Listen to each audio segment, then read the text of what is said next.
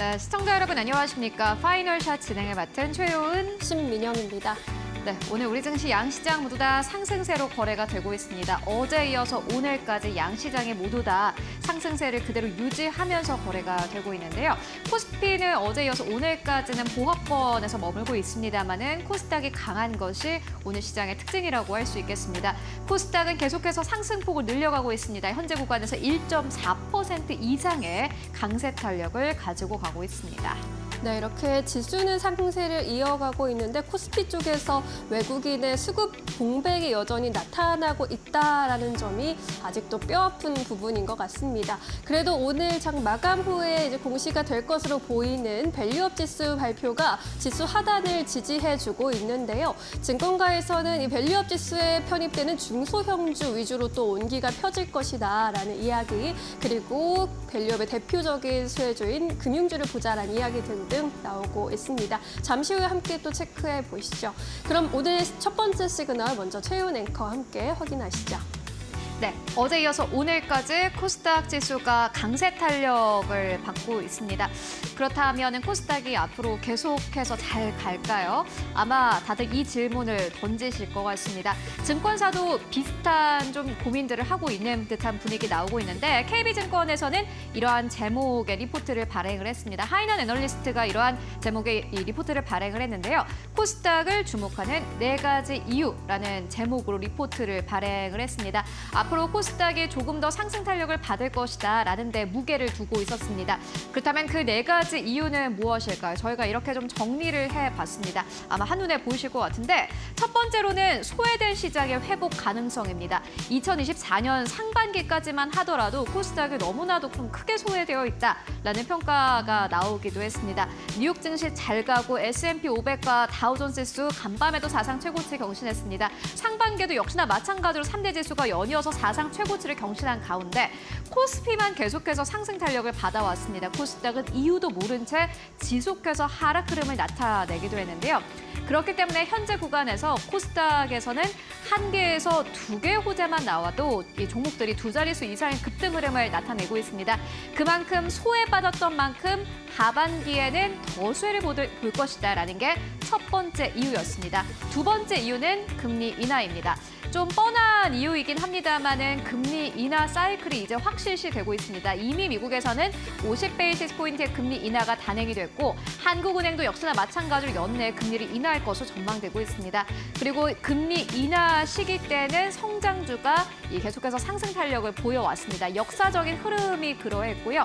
이번 해도 역시나 마찬가지로 역사적인 흐름을 거스르지는 않을 것이다라는 기대감 나오고 있습니다. 불변의 진리다라는 평가 나오고 있고요. 이어서 세 번째 이유는 금투세입니다. 지금까지 코스닥을 좀 크게 짓눌렀던 세 번째 이유가 금투세였습니다. 코스닥 내에 큰 손들이 좀 빠져나갈 수 있다라는 우려가 나왔는데 금투세 유예에 대한 희망은 여전히 있습니다. 오늘 토론회가 진행이 됐습니다. 여론은 안 좋습니다. 만약에 시장이 떨어질 것 같으면 인버스를 사라라는 막말도 나왔다라는 평가가 나오고는 있습니다만은 어쨌든 간에 유예 현재 조금 더 무게가 실리고 있는 상황이고 만약에 유예가 되게 된다면 코스닥 쪽이 지금보다 더 힘을 받을 것이다라는 전망 나오고 있습니다. 마지막으로는 업종별 접근인데요. 코스닥에선 대표적인 3개의 섹터가 있습니다. 바이오, 2차 전지, 반도체인데 지금까지 바이오와 2차 전지가 잘 갔습니다. 그리고 오늘도 역시나 마찬가지로 바이오 쪽 2차 전지 굉장히 좋습니다. 그런데 반도체가 이제 하반기에 만약에 탄력을 받게 된다면은 코스닥의 대표적인 3가지 업종, 2차 전지, 바이오, 반도체가 모두 다 상승 탄력을 받으면서 코스닥 지수가 지금보다 조금 더 탄력을 받을 것이다 라는 전망 나오고 있습니다. 이러한 4가지 이유가 여러분들은 어떻게 좀 들리시나요? 합리적이실까요? 그렇다면 차트를 통해서 만나보도록 하겠습니다. 네, KB증권에서는 이렇게 노란색 표가 현재 코스피와 코스닥의 수익률 차이를 환산한 차트인데 2000년대부터 2024년도까지를 볼 수 있는 차트입니다. 보시다시피 2024년 들어서 이 코스피와 코스닥의 수익률 차이가 크게 올라온 것을 확인하실 수 있습니다. 역사적으로 봐도 코스피와 코스닥 쪽에 좀 크게 차이가 나는 상황입니다. 그렇기 때문에 만약에 트리거 포인트가 생긴다면은 그때부터는 코스닥이 아주 강력한 탄력을 보이고 받을 것이다라는 기대감 나오고 있는 상황입니다. 그렇다면 다른 증권사들은 어떠할까요? 이어서 만나보시죠. 삼성증권 안에서는 바이오 쪽을 계속해서 봐야 한다라는 의견들 나오고 있습니다. 바이오 비중 확대하라라는 의견을 제시를 했는데요. 바이오를 지금 봐야 하는 이유를 세 가지로 정리를 했습니다. 첫 번째로는요, 미국입니다. 미국과 중국 간의 무역 갈등이 현재 바이오 쪽으로 확산되고 있는 상황입니다. 특히나 공화당과 민주당의 초당적인 지지를 한다라는 점에서 굉장히 긍정적입니다. 그리고 두 번째로는 금리 인하에 대한 기대감 다시 한번 나오는데요.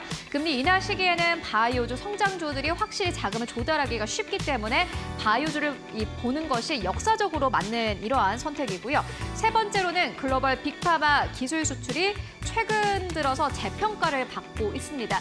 그렇기 때문에 한국의 많은 기업들이 투자자들이 현재 관심을 두고 있는 그러한 상황인데요. 외국인들의 수급 이탈이 연속적으로 나타나고는 있습니다만은 그럼에도 불구하고 바이오주는 계속해서 사들이고 있습니다. 지난주에 외국인들이 가장 많이 사들인 종목이 첫 번째 삼성 바이오 로직스입니다. 코스피 코스닥 다 합쳐서 나온 기업들인데 두 번째로 코스닥에 포진되어 있는 알테오젠을 지난주에 외국인을 가장 많이 사들인 것으로 확인되고 있습니다. 그만큼 외국인 수급도 붙고 있고 여러 가지 상황도 잘 받쳐주고 있습니다. 그렇다면 어떠한 기업을 봐야 될까요? 이어서 만나보시죠. 네, 삼성증권에서는 이 네 가지 기업에 대한 투자 의견을 제시를 했는데요. 먼저 삼성 바이오로직스 절대 빼놓을 수가 없습니다. 오늘 코스피 지수가 사실 지지부진함에도 불구하고 오늘 시장에서도 상승 탄력 그대로 가지고 가고 있고요. 두 번째로는 셀트리온입니다. 코스피에 포진되어 있는 기업입니다. 그리고 코스닥에 포진되어 있는 기업도 역시나 마찬가지로 두 개의 종목을 탑픽으로 꼽았는데 세 번째로는 알테오젠입니다. SG 플랫폼 기술 수출에 대한 기대감 계속해서 나오고 있고 지난주에 외국인들 수급 들어왔고 여전히 시가총액 1위 자리 그대로 유지하고 있습니다. 네 번째로는 리가캠 바이오입니다. ADC 파이프라인 경쟁력이 부각된다라는 평가가 나오고 있는 상황입니다. 보시다시피 알테오젠, 리가캠 바이오 계속해서 상승 탄력을 그대로 가지고 가고 있습니다. 앞으로도 이러한 바이오주들이 탄력을 받을 것이다라는 기대감 계속해서 나오고 있는 상황입니다. 함께 참고해 보시면 좋을 것 같고요. 이어서 두 번째 시그널 신민영 앵커와 함께 만나보시죠. 네. 오늘 밸류업 프로그램 이제 지수가 발표될 예정인데 대표적인 밸류업 수혜주로 꼽히는 금융주들은 일제히 조정을 받고 있습니다. 금융주들 그동안 올해 들어서 좀 많이 상승하기는 했죠. 금융업종 지수 연초부터 코스피 지수의 행보를 아웃퍼폼하면서 은행과 증권, 보험업종 모두 코스피 대비 아웃퍼폼하는 모습을 보여줬습니다. 이렇게 금융주가 상승한 배경에는 그동안 불확실성이 확대되고 변동성이 컸던 우리 주식시장에서 상대적으로 안정적인 실적을 보여주고 또 주주 환원 기대감도 높을 것으로 보이는 은행주에 대한 관심이 커졌던 이유인 것으로 풀이가 됩니다. 또 밸류업 프로그램을 정부가 올해 들어서 강력하게 추진하게 되면서 또 강력한 수혜주로 떠오른 금융주의 수혜가 있었다라는 것도 또 맞는 이야기가 될 것 같습니다. 금융산업의 투자 전략을 세울 때 은행과 증권, 손해보험, 그리고 생명보험 순으로 선호한다라는 증권사의 리포트가 나왔는데요. 지금 금융업종을 볼 때 가장 중요한 것이 금리 인하에 대한 부분, 그리고 또 밸류업에 대한 부분, 그리고 개별 이슈에 대한 부분이 있을 것인데 이 모든 것을 종합적으로 고려했을 때 금융업종 안에서 특히나 은행업종의 메리트가 높아 보인다라는 그런 의견이 나왔습니다. 밸류업으로 높아진 자본 활용의 효율성을 관점으로 바라봤을 때도 대형 은행의 매력이 가장 높다라는 판단이 나왔습니다. 사실 이렇게 코스피 대비 크게 아웃퍼폼한 지수를 보면서 특히 은행 업종이 많이 올랐기 때문에 밸류업 관련 모멘텀이 이제는 소멸된 것이 아닐까라는 생각이 들기도 하는데요. 증권가에서는 이 밸류업이 단기적인 호재가 아니라 중장기적으로 은행의 밸류에이션을 재평가해줄 수 있는, 리레이팅해줄 수 있는 요소다라고 이야기하고 있습니다. 은행 업종에 대한 이야기 다음 장에서 조금 더 자세히 만나보겠습니다. SK증권은 팩트는 은행주가 건강해지고 있다라는 것이다라고 강조를 했습니다. 먼저 금리 하락에 따른 마진 하락은 어쩔 수 없을 것으로 보입니다. 특히 순이자 마진, 우리가 님이라고 하는 것이 하락 추세를 보이고 있습니다. 하지만 대손 비용 부담을 완화할 것으로 예상이 되는데요. 차주들, 대출을 빌려간 사람들 입장에서는 이제 갚을 수 있는 그러한 부담이 완화되는 것이기 때문에 은행 입장에서 대손 비용이 부담이 줄어들고 이에 따라서 실적 상승이 나타날 것이다라는 의견입니다. 두 번째로는 2010년대 중반부터 금리와 ROE의 민감도가 상대적으로 완화하고 있다라는 건데요. 이쪽 그래프를 보시면 2016년을 기준으로 좀 잘라서 봤을 때 그 이전에는 기준금리와 ROE의 추세가 연동해서 함께 움직이시는 것을 확인하실 수 있습니다. 하지만 2016년을 기점으로 이후로 봤을 때는 기준금리 움직임과 상관없이 ROE가 좀 상대적으로 일정한 모습으로 유지하고 있는 것을 볼 수 있는데요. 이는 은행주들이 상대적으로 양호한 수익성을 유지하고 있는 데다가 또 적극적으로 비은행 M&A를 통해서 다각화된 사업 구조를 확보하면서 안정적인 ROE를 유지하기 위해 노력했던 것의 결과로 보입니다. 그래서 앞으로도 이 금리 변화와 상관없이 은행주들은 안정적인 ROE를 유지할 것이다라는 전망이 나오고 있습니다. 또 마지막으로 실적 전망도 긍정적입니다. 여러 가지 이유로 금리 하락에도 불구하고 안정적인 이익 흐름이 기대된다라는 의견이고요. 또한 밸류업으로 자본 활용의 효율성 제고 관심도 증가하고 있기 때문에 또 주주 환원율이 높아질 것이다라는 전망이 나오고 있습니다. 은행들의 주주 환원율은 점진적인 상승 추세를 보이면서 30%대를 유지할 것으로 보입니다. 이번 연도에는 30% 중후반이 될 것으로 보이고 앞으로 은행들이 발표한 기업 가치 재고 계획을 좀 고려해 봤을 때는 또 내년 가까운 시일 내에 50%의 주주 환원율을 달성할 것이다라는 분석까지 나오고 있습니다. 이렇게 안정적인 실적과 성장을 바탕으로 주주 환원 확대 가시성이 가장 뚜렷한 종목으로 SK증권에서는 하나금융지주를 탑픽으로 꼽았고요. 목표 주가 기존의 78,000원 유지하는 리포트를 오늘 아침에 공개하기도 했습니다. 자, 그럼 오늘 이제 장 마감 후에 밸류업 지수가 나올 텐데 기다리던 그 지수입니다. 어떤 내용이 나타나게 될지 우리가 좀 먼저 좀 확인을 해보도록 하겠습니다.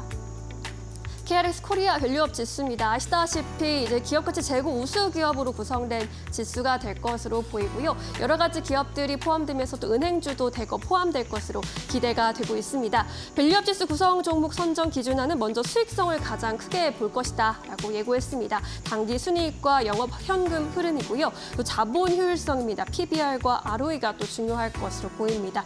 또 주주 환원 성과도 중요합니다. 배당 수익률이 얼마나 될지, 배당 성향과 자사주 소각 등을 고려해서 지수를 산출하겠다라고 전했는데요. 이론에서 또 자금 유입 효과를 기대해 볼 수 있을 것 같습니다. 오늘 장 마감 후에 나올 어떤 종목들이 편입이 될지 또 어떤 기준으로 편입이 됐을지 꼼꼼히 따져보시면 좋겠습니다. 네, 오늘도 2시간 저희와 함께 하시면서 현명한 투자 전략 챙겨가시기 바랍니다. 파이널샷 지금 바로 출발합니다.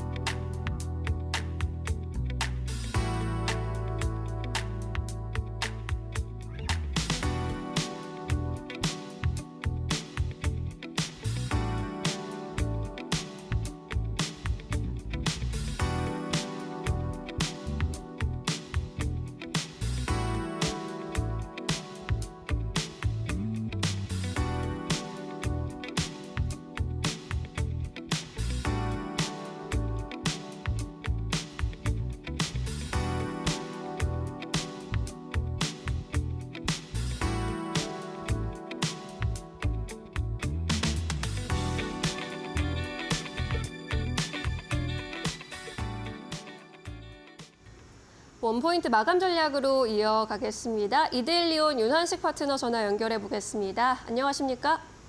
네, 안녕하세요. 윤환식 파트너입니다. 네, 오늘 지수가 또 동반 상승세를 이어가지고는 있는데요. 오늘 시장 어떻게 보고 계십니까? 먼저 미장은 중동 전쟁 우려에도 불구하고 상승 마감했습니다. 다음 주 이후에 ISM 제조업, 실업률 등 메이저급 지표들이 부진해진다면 이야기는 달라질 수 있습니다. 8월 초 혹은 9월 초처럼 침체 불안이 증폭되면서 증시에 다시금 일대 쇼크를 가할 수 있기는 합니다. 그러나 당시에 비해 침체 내러티브에 대한 내성이 강화된 상태이고 전 세계 대장주인 미국 증시가 단기 고점 부담으로 숨고르기 조정을 겪을 수는 있을지언정 또 그 과정에서 국내나 다른 나라 증시도 흔들림은 있을지라도 침체 내러티브 그 요인 하나만으로 이전처럼 추세 하락 반전의 가능성이 낮음을 시사합니다. 또 이른 시일 내에 부각되는 사안은 아니겠지만 10월 초 ISM 비농업 고용 등 메인 경제 이벤트를 치르고 난 후에는 매크로보다 3분기 실적 시즌 미국 대선에 대한 주가 민감도가 높아질 텐데 지금 시점에서는 슬슬 이에 대한 고민을 해야 하는 시기가 맞지 않아 싶습니다. 오늘 국내 증시에서는 밸류업 지수 7시가 이목을 끌고 있습니다. 한국 증시의 그간 특성을 파악해보면 금융, 자동차 등 대형주들은 단기 차익 실현 물량이 나오겠지만 중기적으로 이들 업종에 대한 전망은 긍정적으로 유지하고 있고요. 더 나아가 이번에 편입될 중소형주들로 밸류업 수급의 온기가 얼마나 더 확산될지도 관건일 것 같습니다. 사실 밸류업 쪽은 긍정적인 고민이고 이보다 더 걱정거리는 외국인 순매도와 반도체 주가가 아닐까 싶습니다. 외국인이 9월 한 달간 반도체 업종에서만 7.6조 원이라는 역대급 순매도를 기록하고 있고 그 충격으로 반도체주가 부진하면서 코스피의 상단을 억누르고 있기 때문입니다. 실제로 9월 이후 코스피의 시가총액은 약 2.8% 감소했지만 반도체를 제외한 시가총액은 1.4% 증가했다는 점은 반도체의 부진이 아쉬울 수밖에 없는 대목입니다. 전일 SK하이닉스의 3%대 반등처럼 단순 기술적 관점에서는 낙폭 과대 인식 반등은 출현하겠지만 분위기 반전의 1차 지점은 한국 시간으로 오전 26일 예정된 마이크론 실적에서 기대감을 찾아봐야 할 것 같습니다. 네, 외국인의 셀코리아가 반도체 업종에 집중되고 있는 현상까지 짚어주셨는데요. 그렇다면 오늘 오후장에서 좀 눈여겨볼 만한 종목 있다면 어떤 종목을 이야기해 주실 수 있으실까요?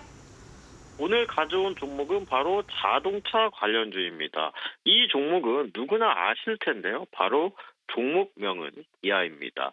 향후 밸류업으로 인한 자동차 관련주들의 기대감이 높아지고 있고 튼튼한 해외 판매 실적을 기반으로 기아차에 대한 관심도도 더욱이 높아지고 있습니다. 국내 및 유럽, 인도에서의 부진을 북미 및 중남미, 아태 지역 판매가 상쇄시키고 있고요. 호적인 환율은 지속되는 가운데 IV 및 하이브리드 차의 믹스의 확대로 인센티브 상승을 상쇄하며 ASP 상승을 지속하고 있습니다. 더불어 재료비 절감 효과가 지속되며 GPM 24.1%로 역대 최고 수준을 달성했습니다. 판관비는 기말 환율 효과에 따른 판매 보증비 증가가 주요했으나 그럼에도 OPM은 13.2%로 증가를 했고요. 자동차 제조사들 중에 최고 수준을 기록 중입니다. 매수가는 10만 2천 원에서 10만 3천 원 사이 매수가 드리겠고요. 비중은 10%, 손절가는 10만 원, 목표가는 11만 원 이상 목표가 드리도록 하겠습니다. 이상입니다. 네, 기아에 대한 투자 포인트와 가격 전략까지 체크해 보았습니다. 오늘 말씀 고맙습니다. 네, 감사합니다. 네, 이어서 외국인과 기관은 어떤 종목들에 주목하고 있을까요? 최훈 앵커와 함께 확인해 보시죠. 네, 먼저 오늘 외국인 투자자들이 사고 있는 기업들부터 만나보도록 하겠습니다. 오늘 시장에서 외국인 투자자들은 LG화학을 가장 많이 사들이고 있습니다. 오늘 시장에서 LG화학, LG에너지솔루션 등이 상승 탄력을 받고 있는 가운데 외국인 투자자들은 LG화학을 이제 담기 시작을 했습니다. 두 번째로는 현대차, 세 번째로는 삼성바이오로직스입니다. 이번 주 들어서 외국인 투자자들 여전히 삼성바이오로직스 순매수하는 흐름 보여주고 있고요. 네 번째로는 SK이노베이션, 다섯 번째로는 LS TS 일렉트릭 이름 올리고 있습니다. 매도하는 기업들 살펴보도록 하겠습니다. 가장 첫 번째로는 삼성전자, 두 번째로는 SK 하이닉스 이름 올리고 있습니다. 세 번째로는 유한양행, 네 번째로는 LG 에너지솔루션 이름 올리고 있는데 외국인 투자자들이 LG 엔솔을 매도하는 가운데 LG화학을 매수하는 것은 특징적이고요. 2차 전지뿐만이 아니라 이 원유 쪽으로 오늘 시장에서 매수가 강력하게 들어오는 가운데 매도하는 기업들 다섯 번째 살펴보시면은 에코프로, 머티 이름 올리고 있습니다. 이어서 코스닥 시장에서의 수급 흐름 함께 만나보시죠. 네, 오늘 코스닥 안에서는 외국인 투자자들이 엔캠을 가장 많이 매수하고 있습니다. 두 번째로는 에코프로, BM, 세 번째로는 에코프로, 네 번째로는 HLB, 다섯 번째로는 바이오, 다잇 이름 올리고 있고요. 매도하는 기업들 살펴보시면은 갤럭시와 머니투리가 가장 첫 번째로 이름 올리고 있습니다. 두 번째로는 인벤티지랩, 세 번째로는 삼천당제약, 네 번째로는 테크윙, 다섯 번째로는 JYP 엔터 이름 올리고 있는데 오늘 외국인 투자자들은 2차 전지 쪽, 양극재 쪽으로 매수가 강력하게 몰리고 있는 상황입니다. 기관 투자자들의 수급 흐름도 함께 만나보시죠. 네, 오늘 기관 투자자들은 LG 엔솔을 가장 많이 매수하고 있습니다. 두 번째로는 SK 하이닉스, 그리고 기관 투자자들이 삼성전자에 대해서 매수로 포지션을 바꿨습니다. 네 번째로는 LG화학, 오늘 외국인과 기관 쌍끌이 매수 들어오고 있고요. 다섯 번째로는 삼성 SDI 이름 올리고 있습니다. 매도하는 기업들 만나보도록 하겠습니다. 가장 첫 번째로는 유한양행입니다. 외국인과 기관 투자자들이 오늘 시장에서는 바이오에 대해서 전반적으로 좀 매도 흐름을 나타내고 있는 상황이고요. 두 번째로는 셀트리온, 세 번째로는 현대차, 네 번째로는 신한지주, 다섯 번째로는 LG 이노텍 이름 올리고 있습니다. 이어서 코스닥 시장 안에서의 기관 수급 함께 만나보시죠. 네, 오늘 기관 투자자들은 에코프로 BM을 가장 많이 매수하고 있습니다. 두 번째로는 HPSP, 세 번째로는 대주전자재료 이름 올리고 있는데 반도체와 양극재가 연이어서 이름을 올리고 있고 2차 전지 쪽도 역시나 마찬가지로 이름 올리고 있습니다. 네 번째로는 FN 가이드입니다. 기관 투자자들 여전히 이슈가 끝나지 않았다라고 판단을 하는 듯하고요. 매도하는 기업들 살펴보도록 하겠습니다. 가장 첫 번째로는 리가캠바이오, 두 번째로는 한중 NCS, 세 번째로는 ST팜, 네 번째로는 알테오젠, 다섯 번째로는 ABL 바이오 이름 올리고 있습니다. 지금까지 수급 상황 함께 살펴보고 왔습니다. 네, 오늘도 시장에서 수급이 쏠리고 있는 수급 특징주 함께 점검해 보도록 하겠습니다. 이데일리 스페셜리스트 신일섭 전문위원과 함께합니다. 어서 오세요. 안녕하세요. 안녕하세요. 오늘도 세 가지 종목 가지고 오셨습니다. 첫 번째 종목 바이오주네요. 브릿지 바이오 테라퓨틱스. 바이오주로 계속해서 외국인과 기관의 수급이 쏠려가고 있고 지금 코스닥을 지탱해주는 건 역시 바이오주입니다. 이 브릿지 바이오 테라퓨틱스 어떻게 보고 계십니까? 네, 일단 오늘 그 유한양행이 또 급등을 하면서 와 대단하네요, 진짜 이 시세. 지금 8.16%까지 올랐다가 지금 6.95에서 7.06 왔다 갔다 하고 있네요. 유한양행이 지금 그 RSI 과열지표상으로 82.52까지 올라갔는데 2005년도에 84.56까지 찍었던 적이 있었는데, 그러니까 이게 70이 넘으면 과열권이거든요. 70이 넘으면 과열권인데 지금 거의 90 가까이 갔다는 거는 정말 초과열권이고 2005년도, 2006년, 7년, 2015, 16, 2020, 21, 2023, 2024 이 지금 한 20년간의 그 기간 동안 한 6, 7번 정도밖에 과열권에 접어들지 않았거든요. 그러니까 그 정도로 뜨거운 유한양행의 지금 시세가 나오고 있다는 것이죠. 지금 유한양행의 파트너, 뭐 이게 사실은 뭐 존슨앤존슨이라던가 아스트라제네카는 뭐 하나의 아이템으로 다 설명할 수 없기 때문에 뭐 연관지어서 그냥 100% 얘기 드리는 게 뭐 저기 좀 무리일 수도 있는데, 어쨌든 유한양행 입장에서 보면은 파트너인 존슨앤존슨, 자회사인 얀센을 갖고 있는 회사죠. 존슨앤존슨이 지금 역사상 그 박스권 상단 $170를 지금 두들기고 있고요. 희한하게 아스트라제네카는 이번 달에 12% 급락이 나오고 있습니다. 오, 왜요? 물론 이거를 아까 말씀드렸다시피 아스트라제네카는 항암제 명가고 존슨도 포트폴리오가 다양하기 때문에, 물론 생활용품은 다시 떼어서 스피노프 됐습니다. 생활용품은 상관이 없어요. 저기는 베이비 로션하고는 상관이 없어요. 지금 존슨앤존슨 회사는. 네. 그냥 의약품 회사이기 때문에 뭐 생활용품은 없지만 의약품의 포트폴리오조차 다양하기 때문에 이거를 100% 뭐 지금 렉나자랑 지금 리브리반트랑 병용요법이 나와서 아스트라제네카가 긴장에 지금 떨어야 되니까 뭐 아스트라제네카가 하락했다, 이렇게 해석하기는 무리예요. 근데 시기상 되게 설명을 그렇게 하게끔 지금 상황이 만들어졌습니다. 일단 아스트라제네카가 일단 급락을 하고 있어요. 네, 그 유한양행이 지금 급등을 해서 지금 16만 원에 다가서고 있는데, 그래서 지금 유한양행의 그 렉나자와 그 얀센의 리브리반트 병역요법이 지금 FDA 허가를 받았는데, 바로 그 시장의 왕자가 이 아스트라제네카의 타그리소잖아요. 그리고 이것들이 지금 비소세포 폐암을 적응증으로 하고 있죠. 근데 이제 비소세포 폐암을 적응증으로 하고 있는 3세대 EGFR TKI들입니다. 이것들이 유한양의 렉나자랑 아스트라제네카의 타그리소가. 그럼 이제 이게 표적 항암제 시장에 있잖아요. 네. 항암제의 분류로 따지면 세포독성 화학 항암제가 1세대고 2세대가 표적 항암제고 3세대가 면역 항암제죠. 근데 이제 2세대 표적 항암제 안에서의 3세대가 이제 이 렉나자와 이 저기입니다. 아스트라제네카의 타그리소입니다. 그럼 이제 1, 2세대들은 어디 있냐? 바로 그 1세대인 이레사, 이거조차도 아스트라제네카의 타그리소를 만든 아스트라제네카의 작품이에요. 그러니까 표적 항암제에서 비소세포 폐암을 적응증으로 하는 1세대 표적 항암제의 포문을 연 것도 아스트라제네카고, 그거를 보완해서 3세대, 지금 아스트라제네카의 타그리소, 압도하고 있는 그 타그리소도 아스트라제네카 거예요. 그러니까 아스트라제네카는 지금 표적 항암제의 왕자죠. 면역 항암제도 갖고 있어요. 면역 항암제도 갖고 있고, 이 항암제의 명가인데 2세대 표적 항암제 중에서 1세대 이레사 타세바, 그다음에 2세대 비진프로 지오트립 이렇게 있고 3세대로 넘어오면서 아스트라제네카의 타그리소, 그다음에 유한양의 렉나자가 등장한 거거든요. 그러면 지금 1세대 이레사 타세바, 2세대 비진프로 지오트립 이런 것들은 어떻게 됐느냐? 1세대, 2세대 요거를 맞으면 표적 항암제 중에서 1세대, 2세대예요. 요거를 맞으면 40%에서 60%의 환자가 T790M이라는 돌연 변이가 발생됩니다. 그럼 T790M 돌연 변이가 발생한 환자를 대상으로 아스트라제네카의 타그리소를 처방할 수가 있었어요. 2차 치료제였었다는 것이죠, 그동안. 근데 이렇다 보니까 굳이 그러면 1세대, 2세대 걸 맞아가지고, 물론 1세대, 2세대, 3세대로 간다고 해서 무조건 1세대, 2세대가 떨어진다는 의미는 아닙니다.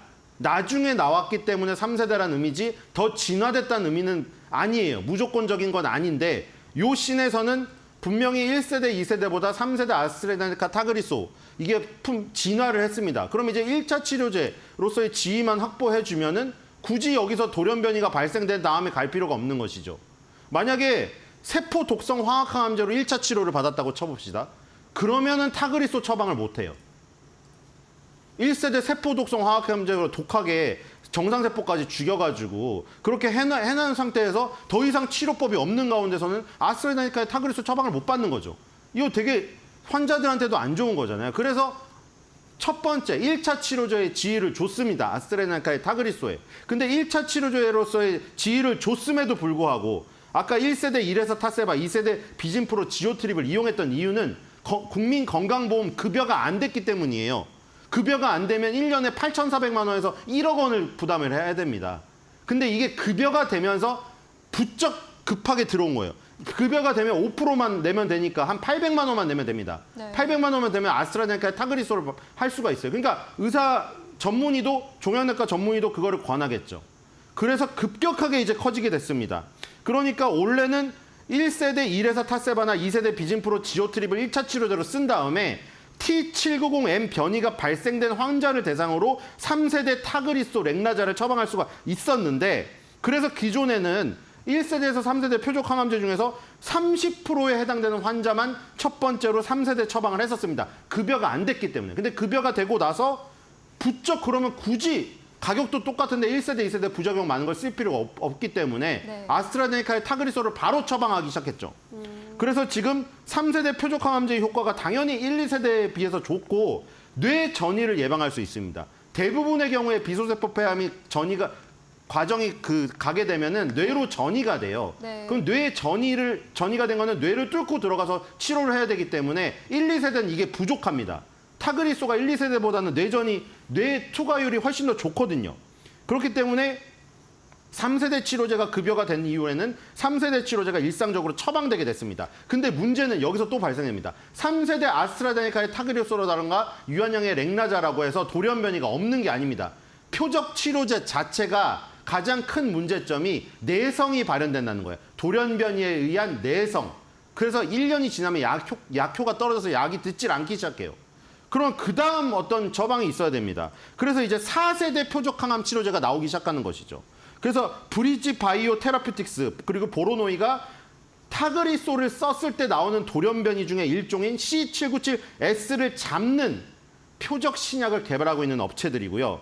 그 다음에 CMET 돌연변이. 이거는 또 아까 EGFR TKI라고 했잖아요. 이 타그리소라든가 렉나자가. 이게 단백질의 종류예요, EGFR이. 근데 아예 다른 단백질에서 변이가 일어나는 게 있어요. MET 돌연변이가 일어나는 거. 요거를 잡는 거는 ABion이 개발 중입니다. 그러니까 ABion이든 브릿지바이오 테라퓨틱스든 보로노이든 타그리소의 내성을 잡을 수 있는 4세대 표적 항암 치료제를 노리는 거죠. 네. 그러니까 2차 치료제를 노린다고 보시면 되죠. 지금 1차 치료제, 표준 치료제법이 아스트라제네카의 타그리소니까. 타그리소를 1차 치료제로 썼다가 이 1년 정도가 지나고 나서 이런 C797S 돌연변이라던가 아니면 MET 돌연변이가 일어났을 때 2차 치료제로 쓸 수 있는 약을 지금 개발 중인 업체라고 보시면 될 것 같고요. 그럼 이제 브릿지 바이오 테라퓨틱스로 넘어가서 BBT, 브릿지 바이오 테라퓨틱스니까 아직 제품명이 나오지 않았죠. 개발 중이니까요. BBT207이 바로 그 물질입니다. 타그리소라든가 렉나자, 3세대 EGFR 저해제를 치료한 뒤에 발현되는 C797S, 이 돌연변이를 잡기 위한 4세대 폐암 표적 치료제로 개발 중인 신약 후보 물질입니다. 타그리소 투여 환자의 생존율 중간값이 38.6개월입니다. 그러면 1년하고 조금 3년 정도죠. 3년 정도 넘는 기간 중에 생존을 하는데 문제는 생존을 하면서 계속 타그리소를 투여를 했을 때 계속해서 내성 때문에 약효가 떨어지게 됩니다. 네. 그래서 장기 사용에 따라서 C797S라던가 L718Q 이런 이종 돌연변이가 발생되게 됩니다. 이거는 아까 전에 말한 대로 EGFR이라는 단백질 변이가 일어나는 그 아래서 일어나는 거기 때문에 온타겟 유래 내성이라고 합니다. 근데 아예 EGFR 단백질이 아니고 다른 단백질에서 돌연변이가 발생될 수가 있거든요. 그게 MET라던가 HER2라던가 ARK라던가 LET입니다. 이런 아예 다른 타겟에서 발생되는 거. 요것은 이제 오프 타겟이라고 합니다. EGFR 타겟이 아니니까요. 오프 타겟 유래 내성에도 대처 가능한 신약 후보 물질입니다. 그래서 지금 어느 단계까지 왔느냐? BBT207이 작년 4월에 FDA 임상시험 계획 승인을 받았고요. 지난해 또 8월 달에는 한국식품의약품안전처에서 임상시험 계획 승인을 받았습니다. 그러니까 임상시험 계획을 한국하고 미국에 다 받아놓은 상태고요. 그런데 지금 임상 2상을 진행 중인 이 상황에서 임상 1상을 진행 중입니다. 임상 1상을 진행 중인 이 상황에서 비용의 효율성을 위해서 일단 미국을 배제했어요. 돈이 많이 드니까요. 저번에 한 종목 있죠. 샤페론. 네. 샤페론 여기서 하고 급등하고 있는데 네. 샤페론한테 기술 이전 받은 게 하나 있었어요. 요 브릿지 테라퓨틱스가. 근데 그거를 다시 반환시켰습니다. 왜냐하면 여기에 집중하려고. 지금 사실 파이프라인이 너무 많으면 비용 효율적이면서 떨어져요. 돈이 그쵸. 지금 많지가 않아요. 기술 수출을 알테오전처럼 꽂아놓은 상태가 아니기 때문에 그래서 그거를 반환을 시켜버리고 지금 여기에 집중을 하고 있습니다. 그래서 더 집중을 하고자 일단 한국에서 진행을 한다. 일상에서는 용량을 보통 조금씩 쓰면서 조금씩 늘려가 봅니다. 용량을 한 번에 많이 썼다가 문제가 생기면 안 되니까 용량을 조금씩 늘려가면서 BBT207을 투약을 하고 있는데 9월 말에는 본격적인 약효 신호가 확인될 만한 약물 용량 4단계에 진입을 하게 됩니다. 거기서 안정성이 확인되면 용량을 더 올려서 높일 계획이고요. 용량을 다음에 상승을 시킬 때 이제 미국도 참여해서 같이 공동 임상 진행할 예정입니다. 그리고 내년 상반기에 2상에 들어갈 때는 1상에서 확인된 안정성이 있는 용량을 가지고 이제 유효성을 확인하게 됩니다.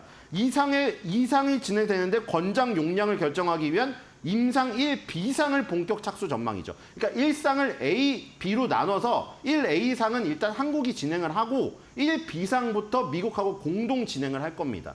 어쨌든 임상시험 계획은 다 승인을 받아놓은 상태고요. 네. 그래서 요거를 가지고 일단 기술 수출을 하는 게 관건이겠죠.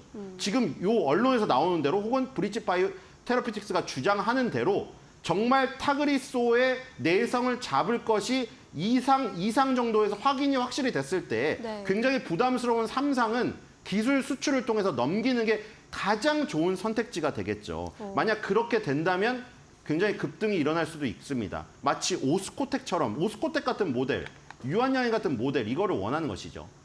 네, 이 타그리소의 내성을 잡기 위해 개발하고 있는 4세대 폐암 표적 치료제 관련 기술 수출 관련 내용이 나올 수 있을지에 대해서 지금 시장이 주목하고 있는 상황입니다. 브릿지 바이오테라퓨틱스 함께 살펴봤고요. 두 번째 종목 젠백스 살펴보겠습니다. 젠백스도 이제 진행성 핵상마비 PSP 관련해서 이 신약 개발을 하고 있는데 이 PSP가 치료제가 전무하다고 하더라고요. 네, 없답니다. 네. 진행성 핵상마비가 뭐 파킨슨병과 증상이 유사한데 파킨슨병과는 다른 질환으로 분류가 되어 있고요. 파킨슨병과 비슷한 보행 장애라던가 안구 운동이 마비된다던가 균형을 못 잡는다던가 언어 장애 이런 것들이 다 옵니다. 근데 지금 10만 명당 7명 발생되는 것으로 나와 있고 희귀 질환이죠. 네. 환자 수는 미국에 2만 3천 명, 유럽에 1,600명, 중국에 8만 5천 명, 일본에 2만 2천 명, 국내에 3,200명 정도 있는 것으로 지금 파악되고 있고요.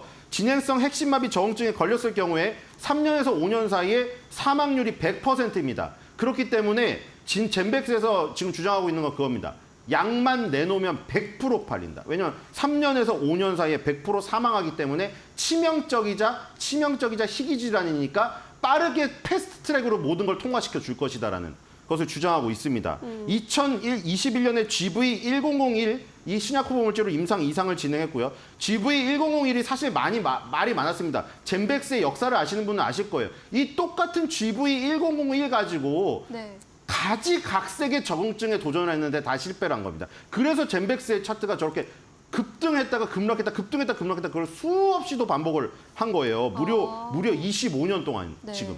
옛날에 췌장암 얘기도 나왔었고 그런 것들이 다 반환이 되고 지연이 되고 정지가 되면서 여기까지 왔어요. 지금 진행성 핵상마비에 관련된 적응증으로 GV1001을 임상 2상을 시작했는데 78명 규모입니다. 서울대병원 본원, 서울대 분당병원, 서울대 보람에 경희대 삼성병원 5개 기관에서 실시를 하는데 임상 2상 지금 지난달에 마지막 환자 투약이 마무리된 것으로 나왔고요. 지금 임상 2상 결과 발표 후에 식약처에 조건부 허가를 신청할 계획이라고 합니다. 조건부 허가라는 거는 이렇게 지금 치명적인 질병인데 치료제가 없을 경우에 조건부로 빨리 허가를 해줍니다. 그러니까 조건부라는 게 일단 해줄 테니까 너네가 임상 3상을 나중에 진행해서 증명해 이겁니다.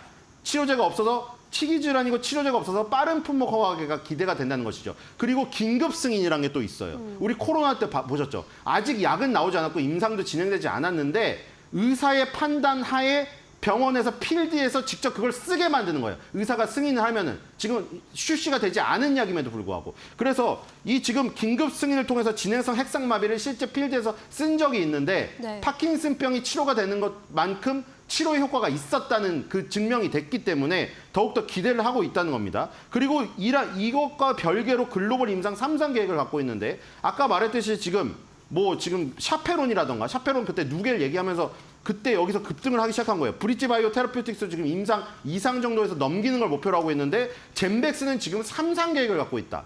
젠백스는 지금 기술 수출이 아니라 자기가 마무리하는 그림을 그리고 있습니다. 네. 그래서 그 언론에서 계속 이걸 과연 3상을 마무리할 수 있는 자금력이 있느냐 계속해서 꼬치꼬치 물었거든요. 젠백스는 문제가 없다고 분명히 말을 하고 있는데 임상 3상이라는 게 분명히 쉽지는 않다는 것을 국내 K바이오의 역사에서 분명히 아시고 계실 거예요. 그런 거는 감안을 하시면서 보셔야 될 것 같고 일단 지금은 기대감으로 급등을 하고 있다. 네. 이렇게 보시면 될 것 같습니다. 과연 GV1001이 어느 그림으로 마무리될 것인가 활용 정점이 그동안 정말 지겹잖아요. 네. GV1001이 제발 제품명으로 출시가 됐으면 하는 바람입니다. 네, 현재 15% 넘게 뛰고 있는데요. 이번엔 좀 유의미한 성과 보여줄 수 있기를 기대해 보겠습니다. 마지막 종목 슈어소프트테크입니다. 요즘 또 바이오 못지않게 핫한 쪽이 자율주행인데 자율주행 관련주로 엮이고 있어요. 네, 얘는 자율주행인데 소프트웨어를 검증하는 회사예요. 만드는 회사가 아니고. 그리고 자율주행만 하는 게 아니고 자동차 분야가 크기 때문에 자율주행 주라고 하는 건데 자율주행에 들어가는 무슨 부품이나 라이다, 레이더 이런 거 만드는 회사가 아닙니다. 네. 소프트웨어 검증하는 회사고 우리가 이제 그런 거죠. 아이를 두신 분들이 가장 민감한 게 과연 이 장난감에 중금속이 있느냐 없느냐. 그렇죠? 그리고 내가 산 도마에 중금속이 있느냐 없느냐. 내가 오늘 여기 고기를 잘라야 되는데 여기서 중금속이 고기에 묻어서 우리 내 입에 들어오면 어떡하지? 그리고 가습기를 살 때도 마찬가지예요. 이 가습기에서 나오는 거에 가습기에서 이제 기체로 나오기 때문에 치명적인 질병을 일으킬 수 있는 무슨 거기 묻어 있는 뭐가 없는가? 그럼 이런 거에 뭘 보고 믿겠어요? 선택을 할 때, 제품을 선택할 때. 어떤 내가 신뢰할 수 있을 만한 기관, 그게 공공기관이 됐던 이런 민간 기업이 됐던 거기서 내놓은 검증 테스트 자료를 보고 소비자들이 선택을 하겠죠. 네. 바로 그 역할을 해주는 겁니다. 슈어 소프트테크가. 소프트웨어를 검증해 주는 거예요. 자율주행 소프트웨어가 제대로 됐는가 안 됐는가 어떻게 판단할 겁니까? 슈어 소프트웨어가 데이터 기반 시험 검증 시스템 DCAT 이거를 이용해가지고 자율주행 소프트웨어가 정말 자율주행 차를 제대로 운행할 수 있는 소프트웨어를 능력을 갖췄는가를 검증해 주는 겁니다. 이거 말고도 항공기 비행 제어, 원자력 핵 반응 제어 이런 때 쓰이는 소프트웨어를 철저히 검증하는 역할입니다. 여기에서는 사고가 더 크겠죠. 물론 자율주행 차의 사고도 크지만 항공기 사고라든가 원자력 발전소에서 소프트웨어가 오류를 일으켜가지고 사고가 나면은 대형 인명사고, 그다음에 사회적 손실이 크게 돼요. 그래서 그걸 미리 막는 게 슈어 소프트웨어의 소프트웨어 검증 능력이다. 네. 그래서 기존에 처음 시작하는 관문에서 검증을 하는 역할을 하는 게 슈어 소프트테크의 이 능력이라고 보시면 될 것 같습니다. 네, 오늘 시장에서 현재 5% 가까이 뛰고 있는데요. 소프트웨어를 검증하는 것을 개발하고 있는 사업을 하고 있습니다. 눈여겨보셔도 좋을 것 같네요. 오늘 말씀 여기까지 들을게요. 고맙습니다.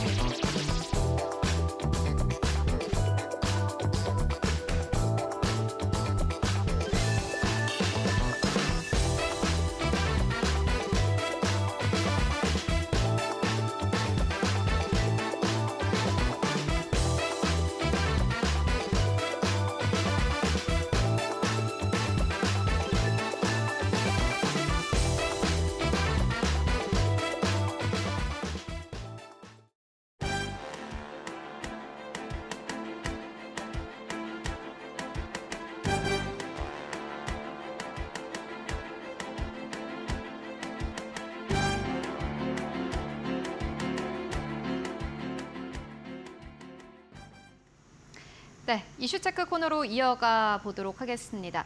오늘 시장에서는 경영권 분쟁과 엮인 기업들의 주가 상승 탄력이 이어지고 있는 상황입니다. 지난주부터 오늘까지 레몽레인도 그렇고 FN가이드도 그렇고 또 고려아연도 그렇고요. 관련된 기업들이 이제 하나의 거의 테마로 자리 잡는 분위기 현재 연출되고 있습니다. 관련된 사안 오늘 이야기 나눠보도록 하겠습니다. 선한스탁의 김태훈 전문가 모셨습니다. 안녕하십니까?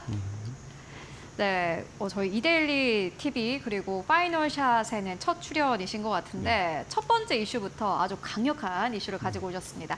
레몽레인을 가지고 오셨는데 경영권 분쟁에 따라서 오늘 시장에서 주가가 11% 가깝게 상승 탄력 가지고 가고 있습니다. 레몽레인이라는 기업은 어떠한 기업이고 그리고 현재 지분사는 또 어떻고 현재 이 경영권 분쟁이 어떻게 일어나게 되는지 먼저 좀 들어보고 가도록 하겠습니다. 그 레몽레인이라는 회사는 여러분 잘 아시다시피 그 재벌집 막내 아들이라는 드라마를 만든 드라마 제작사입니다. 이 업체가 오랫동안 이 드라마를 여러 편 제작해 왔는데요.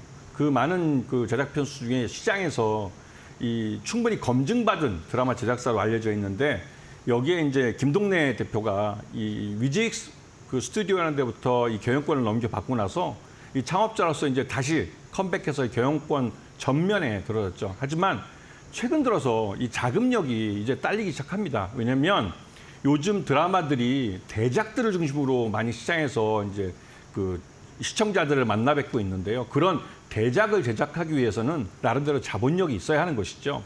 그때 제3자 배정 유상자를 통해서 이정재 배우가 이제 이 속해 최대주로 있는 아티스트 유나이티드라는 회사를 인수하게 됩니다. 그러니까 그쪽에서 경영권을 인수하게 됩니다. 그런데 경영권을 이 김동래 대표가 그대로 가져가는 조건이었는지는 모르겠지만 그런 식으로 가다가 이게 인수한 지 한 달여 만에 이제 그쪽에서 이제 아티스트 유나이티드 쪽에서 경영권을 가져가겠다고 직접 행사하겠다고 이번에 이사진 교체를 들고 나왔습니다. 그러면서 이제 이게 싸움이 벌어졌는데요.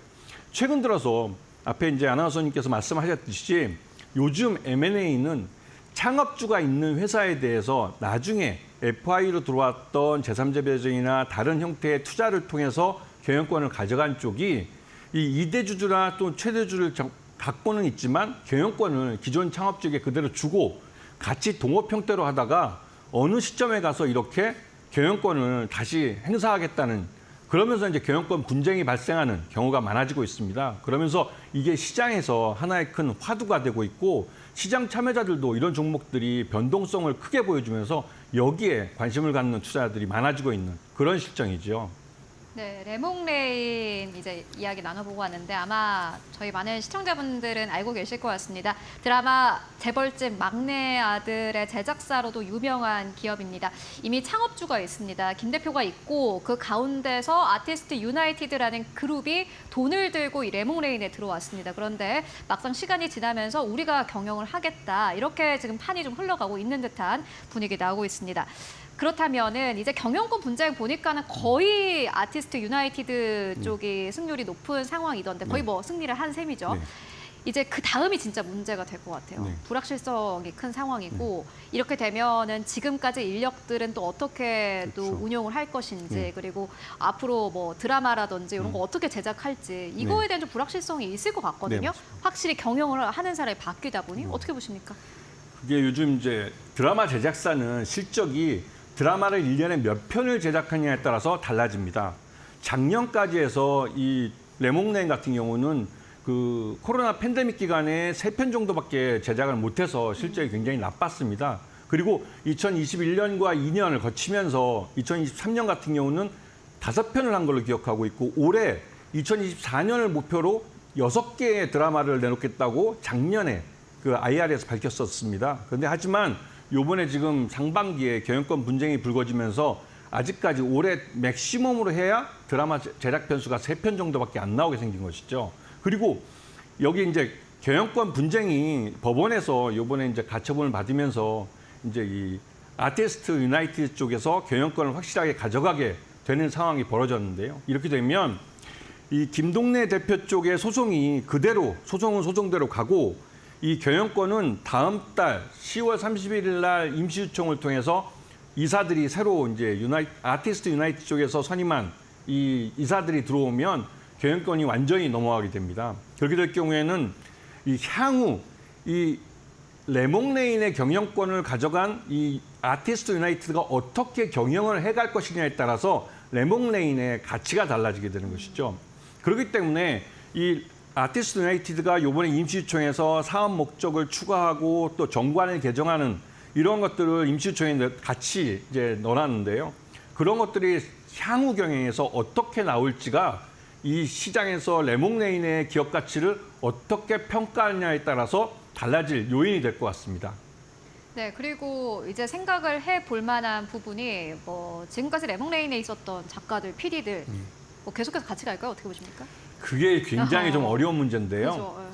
그 김동래 대표는 오랫동안 드라마를 제작해 오신 분입니다. 그렇죠. 그래서 우리나라의 드라마 제작 1세대라고 해도 과언이 아닐 정도로 그리고 여러 히트 작품을 만드셨던 분이고 이분과 함께 손발을 맞췄던 감독이나 PD 또 작가분들이 많습니다.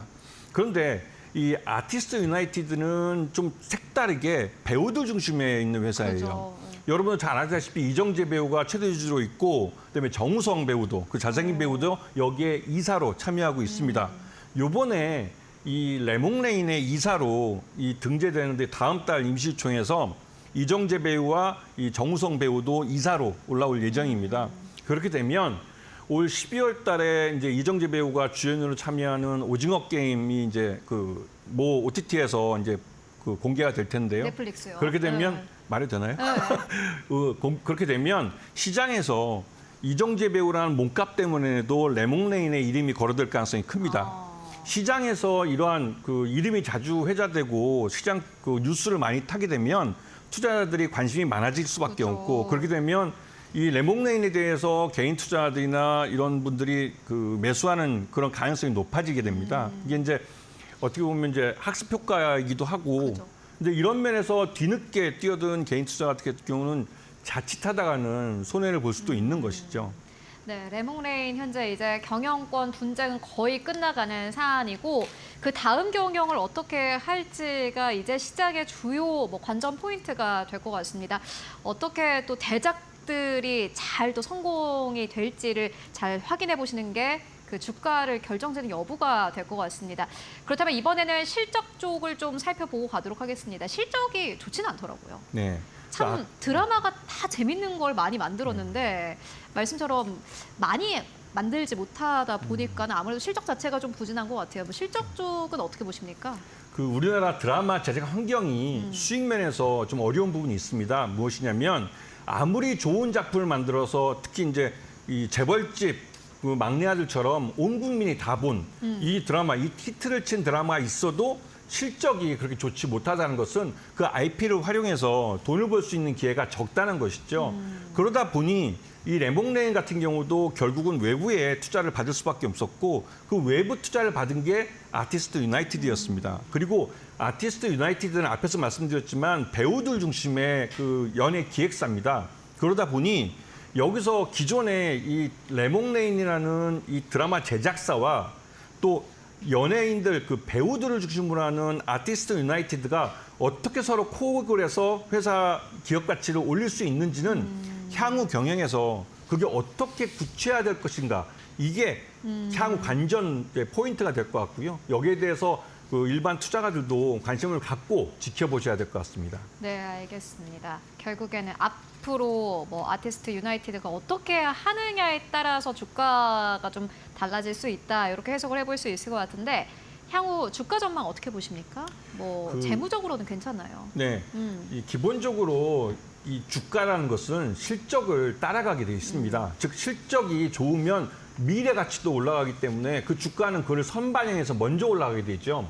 그런데 이 레몽레인 같은 경우는 요번에 이 다음 달 10월 31일 날 하는 임시총에서 이 정관을 개정하면서 전환사채나 또 신주인수권부 사채들을 발행할 수 있는 한도를 늘려놨습니다. 그 말 뜻은 외부 자금을 더 수혈 받아서 이걸 갖고 M&A를 하든지 아니면 다른 그 대작 그 드라마를 제작하는데 투자하든지 이런 곳에 사용할 예정인 것 같고요.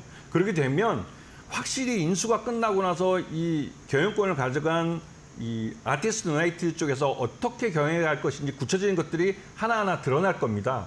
그렇게 되면 여기에 따라서 이 레몽레인의 기업 가치가 달라질 가능성이 크고 특히나 전환사채를 발행하는 회사들은 일단은 주가가 어느 정도 높아야만 전환사채를 안정적으로 발행할 수 있기 때문에 일단은 어떤 식으로든 레몽레인에 대해서 긍정적인 즉 호재성 재료들을 많이 내놓을 가능성이 큰 것이죠. 물론 이것은 지금 예측하는 것이고요.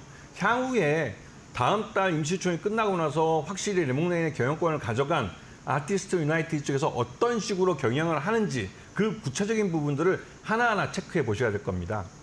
네, 교환 사채라든지 이제 사채 발행에 대한 부분을 언급을 해주셨는데 그렇다면 이제 신규 자금을 마련하기 위해서 사채를 발행을 하게 된다면은 이에 따른 뭐 주가의 변동성은 어떻게 보십니까?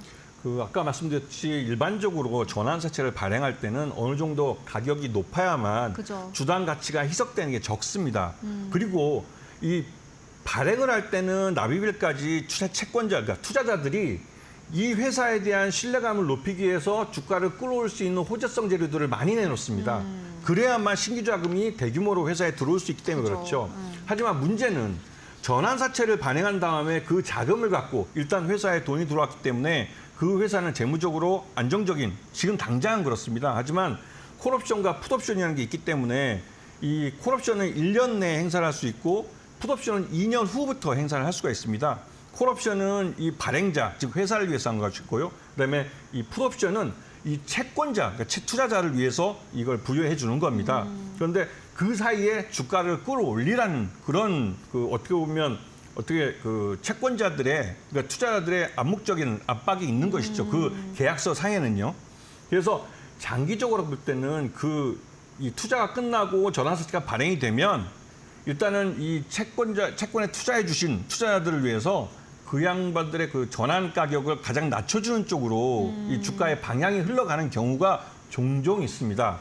그거는 투자자들의 이익을 극대화해주기 위한 방법이기도 한데요. 하지만 그렇다고 일부러 주가를 끌어내린다는 소리는 아닙니다. 네. 다만 이 발행하기 전에는 호재성 재료가 많지만 발행한 이후에는 호재성 재료가 급격히 줄어들고 그러다 보면 악재들이 민감하게 반영돼서 주가가 흘러내리는 경우가 있고 그렇게 되면 어느 시점에서는 이 가격을 전환가 사채의 가격을 낮게 이제 전환해주는 그런 그 공시들이 나오기 시작합니다. 그러다가 발행 시점에 약 30% 내지는 20% 정도의 가장 낮은 가격에서 이 최저 변환 가격이 있습니다. 최저 전환 가격이 있는데요.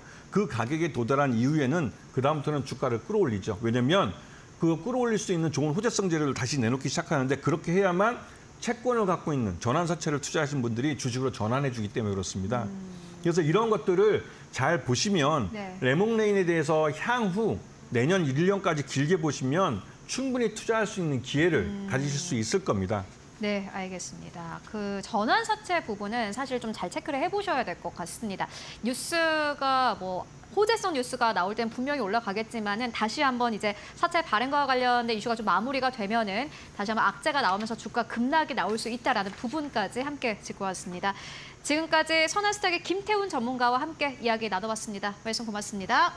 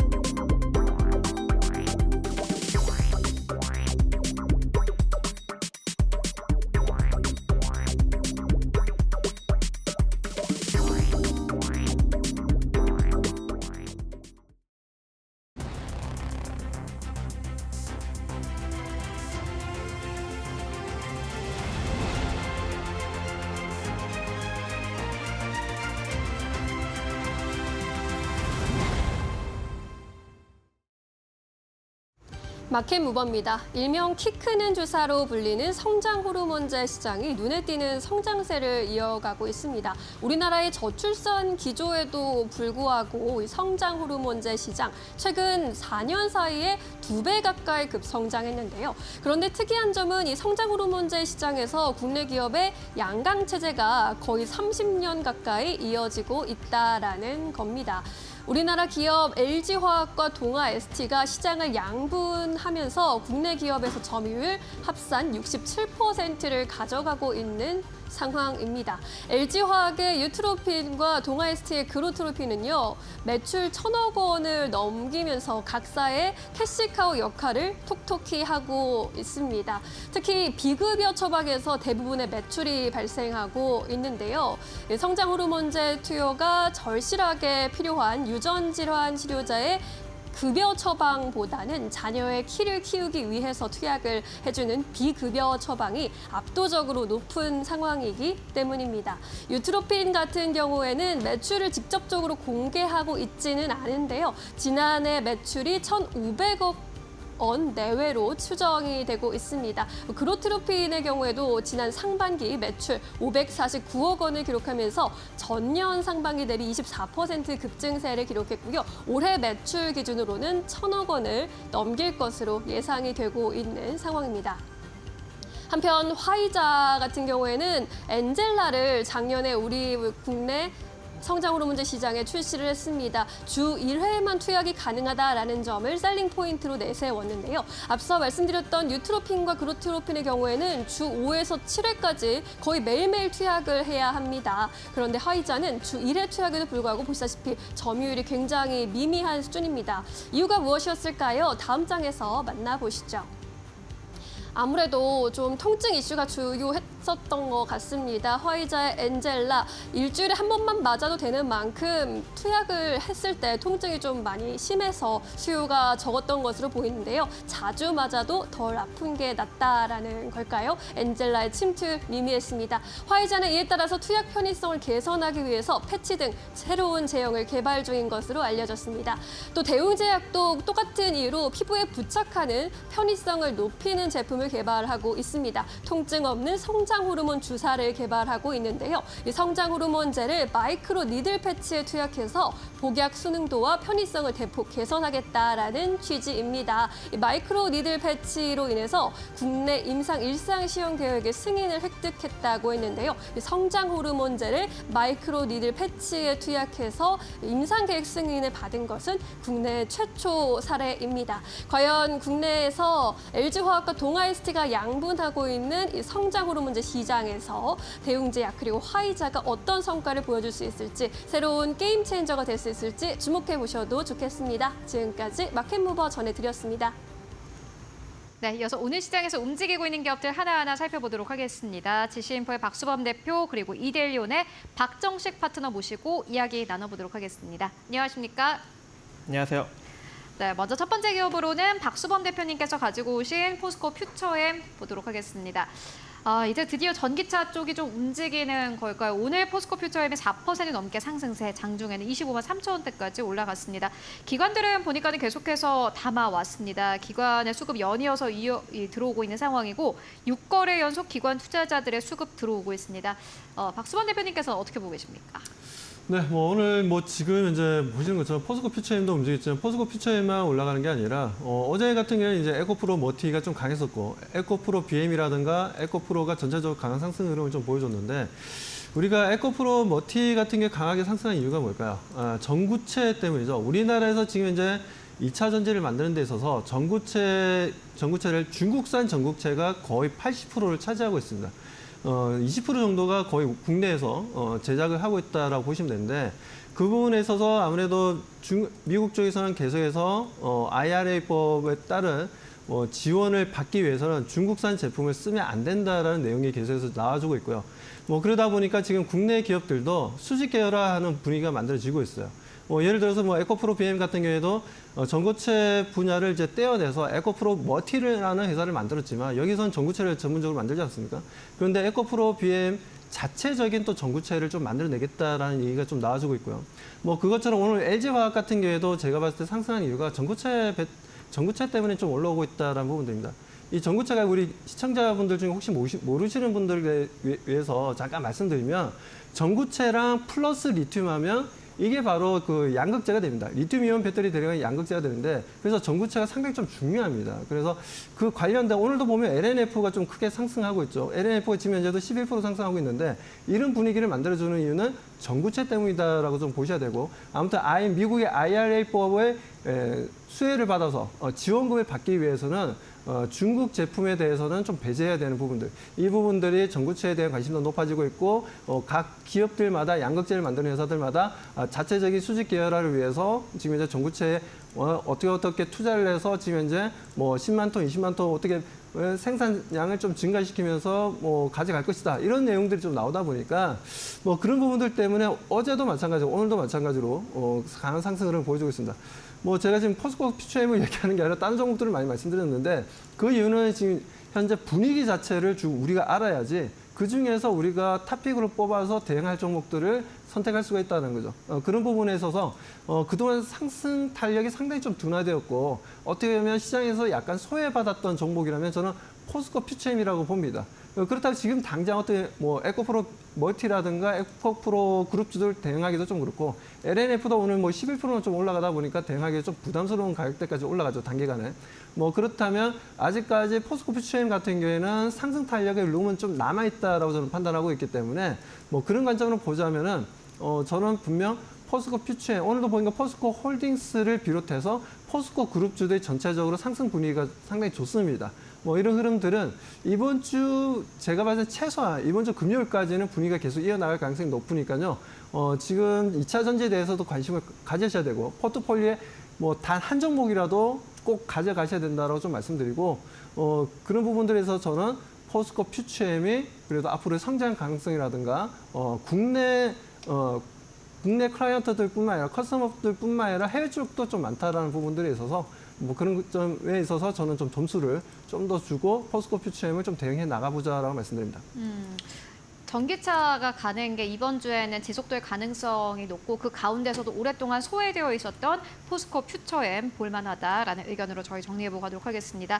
이어서 두 번째 기업 만나보도록 하겠습니다. 두 번째 기업은 GST입니다. 오늘 시장의 특징주이기도 한데 보니까 LS 일렉트릭이랑 함께 뭐 액칭 냉각과 관련된 좀 이슈가 있습니다. 오늘 시장에서 3% 넘게 상승세 15,440원대에서 현재 거래가 되고 있습니다. 박정식 파트너님께서 가지고 오셨는데 들어보도록 하겠습니다. 네, GST 일단 뭐 반도체 장비 업체이고요. 그리고 유해가스를 정화하는 가스 정화 장비 스크러버와 그리고 이제 온도 조절 장비 이 칠러를 제조하고 있는 기업입니다.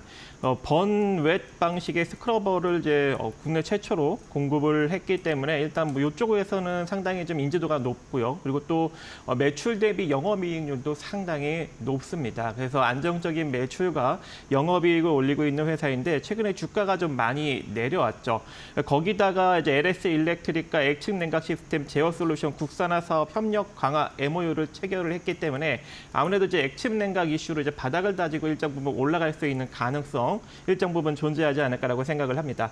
일단 뭐 이제 액측 냉각 쪽에서는 이제 국내에서 이 시스템을 개발한 업체가 GST가 이제 유일하지 않나라고 생각을 하는데 일단 뭐 GST는 이제 1상형 시제품을 이제 개발을 마치고 2상형 개발까지 성공을 했습니다. 그래서 이제 본격적으로 이제 상용화를 앞두고 있는 상황이기 때문에 아무래도 이제 액측 냉각 쪽에서 가장 조금 이제 우선주가 되지 않을까라고 생각을 하고 있기 때문에 지금 바닥권에서 우리가 한번 관심을 기울여 볼 만한데 이번에 MOU 체결을 했음에도 불구하고 주가가 별로 움직이지 못했어요. 그래서 우리가 바닥권에서 한번 잘만 매수해 본다면 단기적인 시세 상승력을 만들어낼 수 있을 것으로 보고 있고 지금 한 15,460원 정도 움직이고 있는데 이 가격 나쁘지 않습니다. 이 가격 밑으로 여러분들이 분할 매수 관점 가져가 보시고 단기적인 상승력이 나타난다면 한 17,100원 정도 자리까지 빠르게 올라올 수 있는데 여기에서 일단 1차적으로 단기 매도점을 한번 바라봐 보시고 혹여 강력한 상승력이 나타난다면 19,000원 정도 부근까지도 추가적인 상승력 노려보시기 바라겠습니다. 네. GST 만나보고 왔습니다. 지금 가격보다 약간 밑에 가격에서 계속해서 모아간다면은 긍정적인 결과가 나올 것이다라는 의견 전해주셨고요. 이어서 세 번째 기업 바로 만나보도록 하겠습니다. 한화 솔루션입니다. 역시나 마찬가지로 오늘 시장의 특징주이기도 합니다. 11% 가깝게 상승세 26,000원대에서 거래가 되고 있습니다. 어떻게 보십니까, 박수원 대표님? 네, 지금 이제 뭐 그동안 좀 소외되어 있었던 부분들이 보면 어떻게 보면 풍력은 좀 잘 상승하는 분위기였는데 8월달부터 지금 현재 뭐 거의 태양광 쪽은 안 좋았어요. 뭐 그 부분들이 아무래도 이제 중국 쪽에 반덤핑 물량들 때문에 그 부분 때문에 좀 시장에서 좀 안 좋게 해석되는 부분들이 좀 많았지만 지금 어떻게 보면 해리스가 미국의 대선에 있어서 이제 해리스가 지지율이 좀 올라가고 있죠. 해리스 같은 경우에는 신재생에너지를 바이든의 했던 정책을 그대로 이어받아서 그거보다 더 확장할 가능성이 좀 높다라는 얘기가 나와주고 있습니다. 그렇기 때문에 뭐 해리스 같은 경우는 지금 이제 CNBC 쪽에서도 여론조사에서 보면 해리스가 49%나 지지율이 올라가고 있고 트럼프 같은 경우는 44% 정도 보여주고 있습니다. 그리고 대략 7개 지역에서 이제 경합을 하고 있는 상황인데 뭐 대체적으로 지금 해리스가 51%, 트럼프가 49%로 계속해서 그 경합 지역에서도 계속 지지율 1위를 계속 유지하고 있다는 부분들이 동사의 주가 움직임에 상당히 좀 긍정적으로 작용했다라고 좀 보여지고요. 요즘 뭐 미국 같은 경우에는 지금 자동차에 들어가는 소프트웨어까지 제재를 할 정도로 자율주행 부분이죠. 그 부분에서 제재할 정도로 지금 이제 중국에서 어떤 첨단 소재라든 첨단 뭐 기술력에 대해서 제재를 많이 강화하고 있는 분위기입니다. 뭐 그렇기 때문에 뭐 그렇다면 당연히 지금 이제 태양광 모듈 같은 경우에 가격이 너무나 싼 부분이긴 하지만 앞으로 가격 인상에 대한 기대감을 높일 수가 있고 그에 대한 매출이라든가 영업 마진율도 좀 많이 개선되지 않겠냐라는 부분들에 있어서 뭐 그 기대감에 하나솔루션이 지금 현재도 10% 이상 상승 흐름 보여주고 있고요. 차트를 좀 잠깐 보도록 하겠습니다. 지금 보시는 것처럼 차트를 보면은 지금 현재 2022년도 6만 5천 원까지 올라갔던 종목이 지금 현재 보시는 것처럼 2만 6천 원대를 보여주고 있어요. 그것도 어제만 하더라도 2만 4천 원도 안 되던 주가 움직임이었는데 오늘 10%나 올라가면서 지금 2만 6,550원까지 올라왔다라는 겁니다. 이런 부분들을 봤을 때는 그리고 외국인들의 매수세라든가 기관의 매수, 양매수가 상당히 좀 강하게 들어오고 있어요. 뭐 이런 흐름들이라면 단기적으로 들어오는 물량으로 보여지지는 않습니다. 좀 더 중장기적인 관점으로 좀 들어오고 있다라고 좀 판단되고 뭐 그 관점에서 하나솔루션을 우리가 계속해서 관심 가지고 대응해 볼 만하다. 그리고 지금 현재 풍력 같은 경우에 CS 윈드라든가 CS 베어링 같은 경우에는 워낙 많이 또 올랐기 때문에 그쪽보다는 좀 더 태양광 쪽도 우리가 한번 눈여겨볼 필요가 있다고 말씀드립니다. 네, 신재생 에너지 계속해서 잘 가고 있습니다. 미국 대선을 얼마 남겨두지 않은 상황 속에서 신재생 쪽이 크게 탄력을 받고 있고 그 가운데서도 오늘 시장에서 신고가 경신한 기업들도 꽤나 많은 상황입니다. 일단은 풍력은 잘 움직이고 있는데 태양광은 풍력만큼 가지 못했기 때문에 그 가운데서도 한화솔루션을 보면 좋겠다라는 의견 전해주셨습니다. 참고해 보시면 좋을 것 같습니다. 그렇다면 오늘 시장에서 또 움직이고 있는 이슈들 어떤 것들이 있을까요? 이어서 신민용 앵커가 전해드립니다. 마켓 무버입니다. 정부가 서민들의 부담을 고려해서 전기요금을 동결했습니다. 이번 4분기 전기요금 동결 소식은 한국전력의 투자자 입장에서 굉장히 아쉬운 소식이 아닐 수 없었는데요. 이 전기요금에 대한 기대감이 높았던 만큼 실망감도 굉장히 컸습니다. 이 전기요금 동결 소식이 전해진 날에 한국전력의 주가는 8% 넘게 하락하기도 했습니다.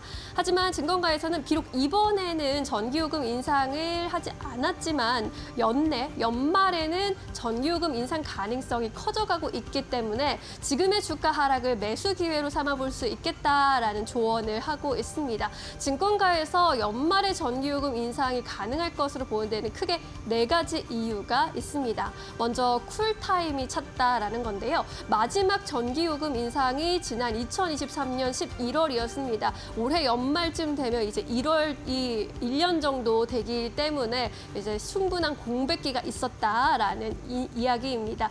또 지금 우리나라 물가 상승률 8월 CPI 기준으로 2%이죠. 3년 5개월 내 최저를 기록하면서 가격 부담 저항이 낮은 상황이다라는 점도 강조하고 있습니다.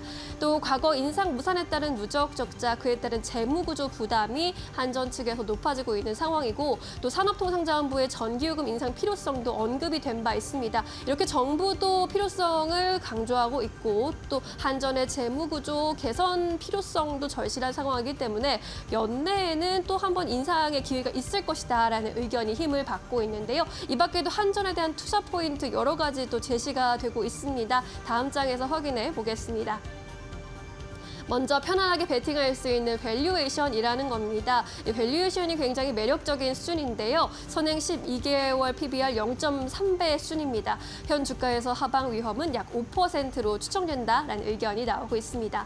또 이번 전기요금 무산에도 불구하고 실적 개선 추세는 이어질 것으로 보이고 있습니다. 신한울, 2호기 등 신규 원전이 가동됨에 따라서 발전 믹스 개선이 기대되고 있고요. 또 우리 지난 추석에 저녁에 어땠나요? 너무 더워서 에어컨을 끌 수 없었던 것 기억하실 수 있으실 텐데요. 이렇게 유례 없는 늦더위가 이어졌습니다. 9월까지 이상 고온 현상에 따라서 전력 판매량 강세를 보였고 이에 따른 실적 개선이 이뤄졌을 것으로 또 예상이 되고 있습니다. 또 매크로 변수도 한국 전력에 유리하게 작용하고 있습니다. 유가와 환율, 금리 모두 하락 추세인데 이에 따라 하반기에도 원료비 원가 감소 모멘텀 유지될 것으로 보입니다. 현재 한국 전력의 경우에는 원료비 원가에도 미치지 못하는 가격으로 전기를 공급하고 있는 실정입니다. 과연 이번 연도 내 또 한번 전기요금 인상 기회가 있을지 또 주가도 다시 한번 반등의 기회를 가질지 지켜보셔도 좋을 것 같습니다. 마켓무버 함께 하셨습니다.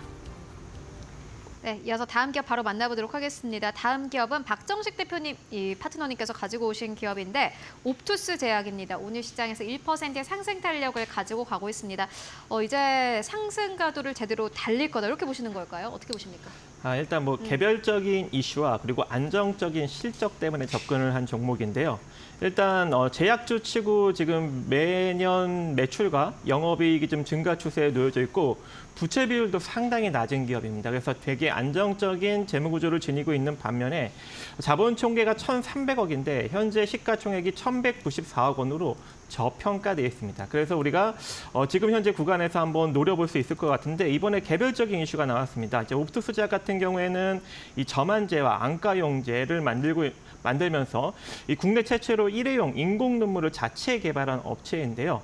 오송 공장에서 일회용 저만제 생산을 하고 있고 또 수원에 위치한 중앙연구소에서 품질 개선과 연구 개발을 하고 있는 기업입니다. 근데 이번에 미국의 오라시스 파마슈티컬스와 노안 치료제 신약 도입 계약을 체결을 했는데 미국 식품의약국의 허가를 받은 제품이고 또 무보존제 일회용 저만액을 이제 국내 독점 계약을 체결했기 때문에 아무래도 이제 매출과 영업이익이 더욱더 안정적으로 성장할 수 있는 그런 기반이 되지 않을까라고 생각을 합니다. 그리고 어제 좀 그 거래량이 동반하면서 좀 장대 양봉이 나오면서 좀 윗꼬리가 좀 달린 케이스인데 오늘 그 종가를 무너뜨리지 않고 약간 음봉격 도지 흐름을 만들고 있거든요. 그러면 내일 거래량이 조금 더 동반되면서 양봉만 만들다면 양음양 패턴으로 양도지 패턴, 양도지양 패턴으로 갈 수 있는 가능성이 존재합니다. 그래서 오늘 살짝 한번 접근을 해보시고 내일 만약에 잘 양봉이 뜨면서 거래량이 동반하는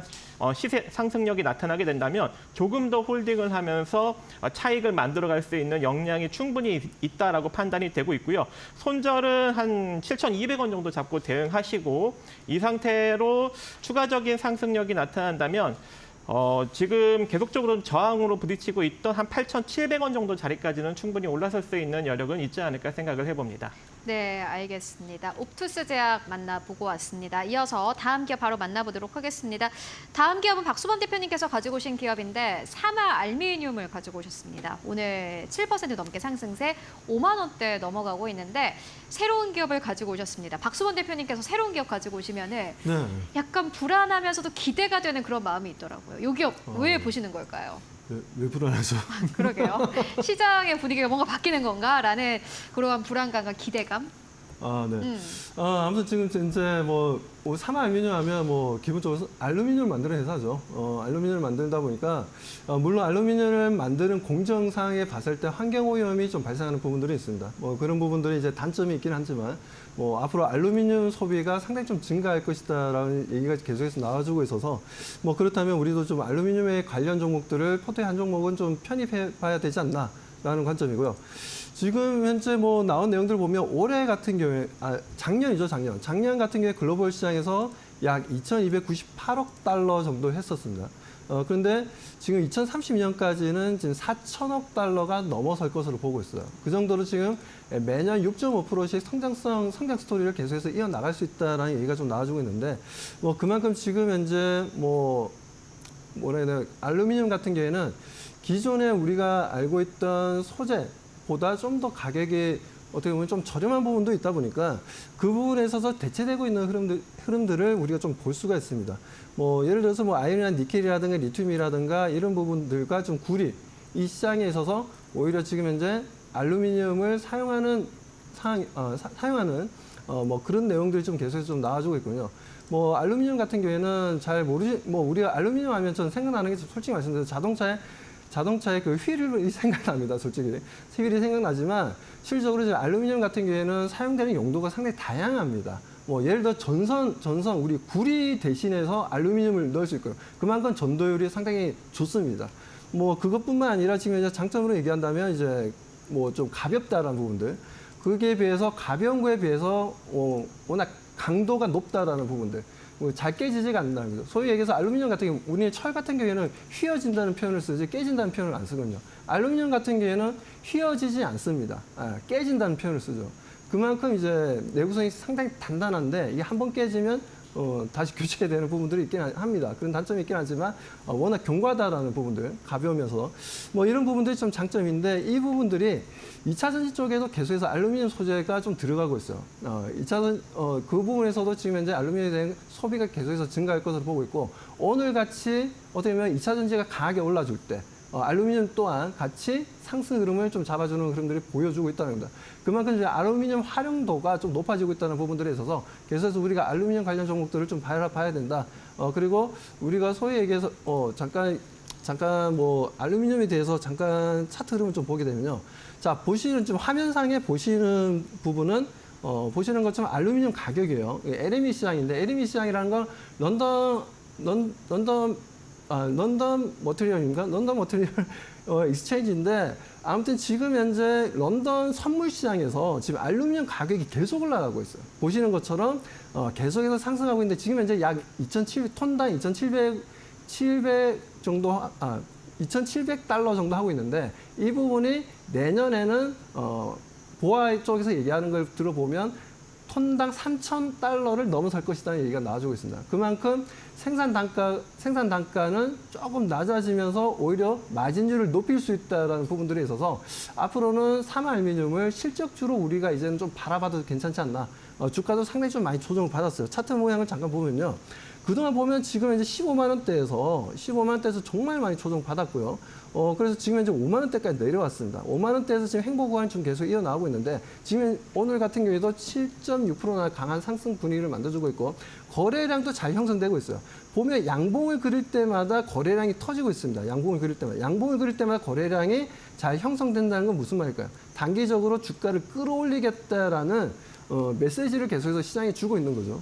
그렇기 때문에 저는 삼알루미늄이 이제부터 본격적인 상승이기 때문에 그야말로 좀 저렴하면서도 좀 더 앞으로 성장 스토리가 있고 실적이 좋아지면서 좀 괜찮은 종목이 없냐라고 우리 시청자분들이 생각하신다면 분명 삼알루미늄도 상당한 매력이 있는 기업이라고 말씀드립니다. 네, 실적도 좋고 앞으로 좋아질 전망이고 여기에 더불어서 주가도 많이 내려와 있는 기업에 대한 메리트를 좀 느끼고 있다라는 부분 함께 짚고 왔습니다. 이어서 마지막 기업 만나보도록 하겠습니다. 앱코입니다. 오늘 6% 넘게 상승세 1,294원대에서 거래가 되고 있습니다. 이 기업은 코스닥의 1,046위에 올라와 있는 기업이기도 한데 이 기업을 어떻게 보고 계신 걸까요? 어제 보니까 외국인과 기관의 쌍끌이 매수가 들어오기도 했습니다. 네, 일단 뭐 기술적으로 일단 접근을 해볼까 하는데요. 이제 에코 같은 경우에는 게이밍 기어, 즉 키보드, 헤드셋, 마우스 이제 이런 것들을 이제 만들고 있는 회사이고 특히 이제 이 게이밍 기어 브랜드에서 상당히 높은 점유율을 보유하고 있는 기업입니다. 그래서 지난 2020년에 엄청난 대규모 흑자를 기록을 했었는데 기업 규모의 이상 대규모 흑자를 기록했었는데 안타깝게도 연속 적자를 기록을 했었어요. 그래서 지금 재무 구조를 보면 지난 2022년에 대규모 적자를 기록을 했습니다. 하지만 이제 이때 상장을 하면서 얻은 이제 현금성 자산으로 현재의 이 적자를 다 잘 버틴 것 같습니다. 그리고 부채도 조금 이제 줄여가면서 안정적인 재무 구조로 탈바꿈을 시켰고 다시 2023년부터 흑자를 기록을 하고 올해도 흑자를 지속적으로 좀 이어가고 있는 그런 상황이기 때문에 현재 시점에서 재무 구조는 좀 나쁘지 않은 상황이고요. 거기에 순자산 가치는 579억인데 현재 시가총액은 한 655억 정도 수준으로 그렇게 높지 않은 주가 수준을 유지하고 있습니다.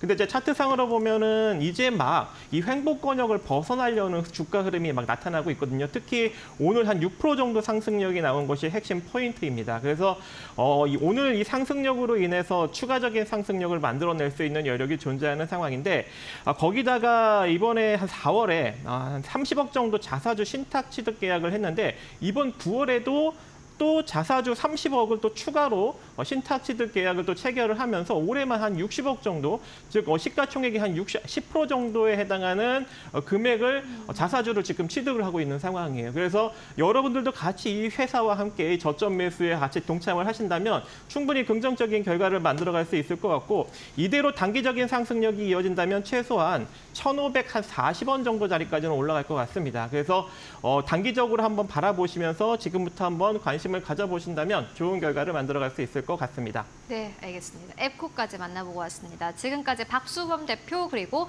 박정식 파트너와 함께 이야기 나눠봤습니다. 말씀 고맙습니다.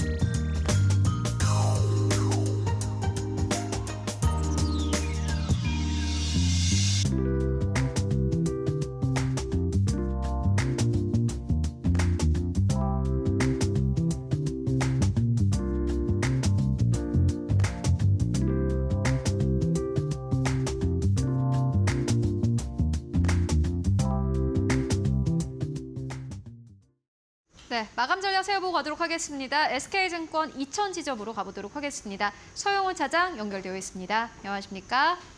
네, 안녕하세요. 네, 오늘 시장 마감 상황 어떻게 보고 계십니까? 네, 오늘 코스피 지수는 2600선을 좀 올려놓고 끝나는 모습들을 좀 보였고요. 전반적으로 지수가 상승 마감하는 모습이었습니다. 이러한 상승세가 좀 이어질 수 있었던 이유들을 살펴보면 중국으로부터 지준율 인하 이슈가 시장에 좀 긍정적으로 좀 반영을 하는 모습이고요. 오늘 상해 종합 증시가 3.5%, 홍콩 항세 지수도 3.5% 이상 상승을 해주면서 아시아 증시가 전반적으로 강세를 좀 보인 모습입니다. 그런 점에 비하면은 한국 증시의 상승이 조금 더딘 점은 최소 아쉽지 않나라는 생각을 하고 있고요. 그러한 요인으로 본다라면 코스피 쪽에서 여전히 외국인들이 지속적으로 좀 매도를 하고 있다라는 점이 좀 아쉬움이 아닌가 싶습니다. 여전히 시장의 유동성이 좀 많지 않은 상황이 계속해서 좀 이어지고 있는 상황이기 때문에 그리고 이번 주에 별다른 큰 이슈가 많지가 않은 상황이기 때문에 지수 자체는 좀 박스권으로 좀 흘러갈 가능성이 좀 높지 않을까 싶고요. 다만 저점이 2,600선으로 좀 잡혀가는 모습들은 만들어가고 있다라고 좀 판단하고 있는 상황입니다. 네, 그래도 코스피가 오늘 2,600선을 넘어서면서 어느 정도 좀 지지가 되는 모습 보여주고 있습니다. 그렇다면 이러한 시장 상황 속에서 보시는 기업 있으실까요? 네, 오늘 제가 관심 있게 보고 있는 종목은 한국가스공사 좀 보고 있고요. 최근 전기료 인상에 대한 얘기가 있었습니다. 공공요금에 대한 인상 가능성이 좀 얘기가 나왔습니다만 동결이 된 상황이지만 앞으로 지금 인플레이션에 대한 우려감, 그다음에 원자재 가격의 상승으로 인해서 현재 어느 정도 가격 인상은 좀 불가피한 상황이 놓여 있다라는 전망들이 나오고 있기 때문에 거기에 따른 가스비 인상에 따른 실적 개선세가 좀 기대가 된다라고 좀 볼 수가 있겠고요. 그리고 현재 영일만 관련해서 탐사 시추를 위한 보급선 용역 계약을 했다라는 소식들도 전해지고 있습니다. 최근 들어서 정부 차원에서 다시 한번 지금 시추와 관련해서 2차 이달 하순에 2차 로드쇼를 좀 진행한다라는 소식들도 좀 이어지고 있는 상황이기 때문에 그와 관련주로서도 충분히 좀 단기 시세를 좀 낼 수 있다는 점을 감안해 보면 현재 가격에서는 충분히 좀 메리트 있는 가격이다라고 말씀을 좀 드릴 수가 있겠습니다. 네, 한국가스공사에 대한 투자 의견 듣고 왔습니다. 말씀 고맙습니다. 네, 감사합니다. 마감의 기술로 바로 들어가 보도록 하겠습니다. 오늘은 지수인포 박근호 이사와 함께하겠습니다. 어서 오세요. 안녕하십니까. 네, 안녕하세요. 오늘 처음으로 와주셨는데 네. 분석은 이따가 장 마감 후에 들어보도록 하겠습니다. 이 장 마감 상황 좀 살펴보도록 하죠. 오늘 코스피 지수 2차 전지에 반등이 있었음에도 불구하고 외국인들의 반도체 위주로 현선물, 동반, 순매도세가 지속이 됐습니다. 외국인들의 셀코리아는 언제까지 좀 지속이 될까요? 이로 인해서 좀 상승폭이 줄어드는 모습이 나타났는데 그래도 장 막판에 상승폭을 늘려주는 모습이었습니다. 전일 대비 0.91% 상승하면서 2,625포인트에서 마감 준비하고 있고요. 오늘 외국인이 4천억 원 넘게 덜어내고 있습니다. 여기에 개인도 장중에 매도 우위로 바뀌면서 1,000억 원 넘게 매도세를 보이고 있고요. 기관이 홀로 5천억 원 이상 사들이고 있습니다. 코스닥 역시 코스피와 비슷한 흐름입니다. 장 막판으로 갈수록 상승폭을 넓혀가는 모습 보여줬고요. 현재 구간에서 전일 대비 1.6% 오른 767.18포인트에서 마감을 기다리고 있습니다. 코스닥 쪽에서는 외국인과 기관의 동반 매수세가 확인되고 있습니다. 외국인이 800억 원, 기관이 600억 원 이상의 매수 우위 보여주고 있는 모습입니다. 우리 시장 마감해 보겠습니다.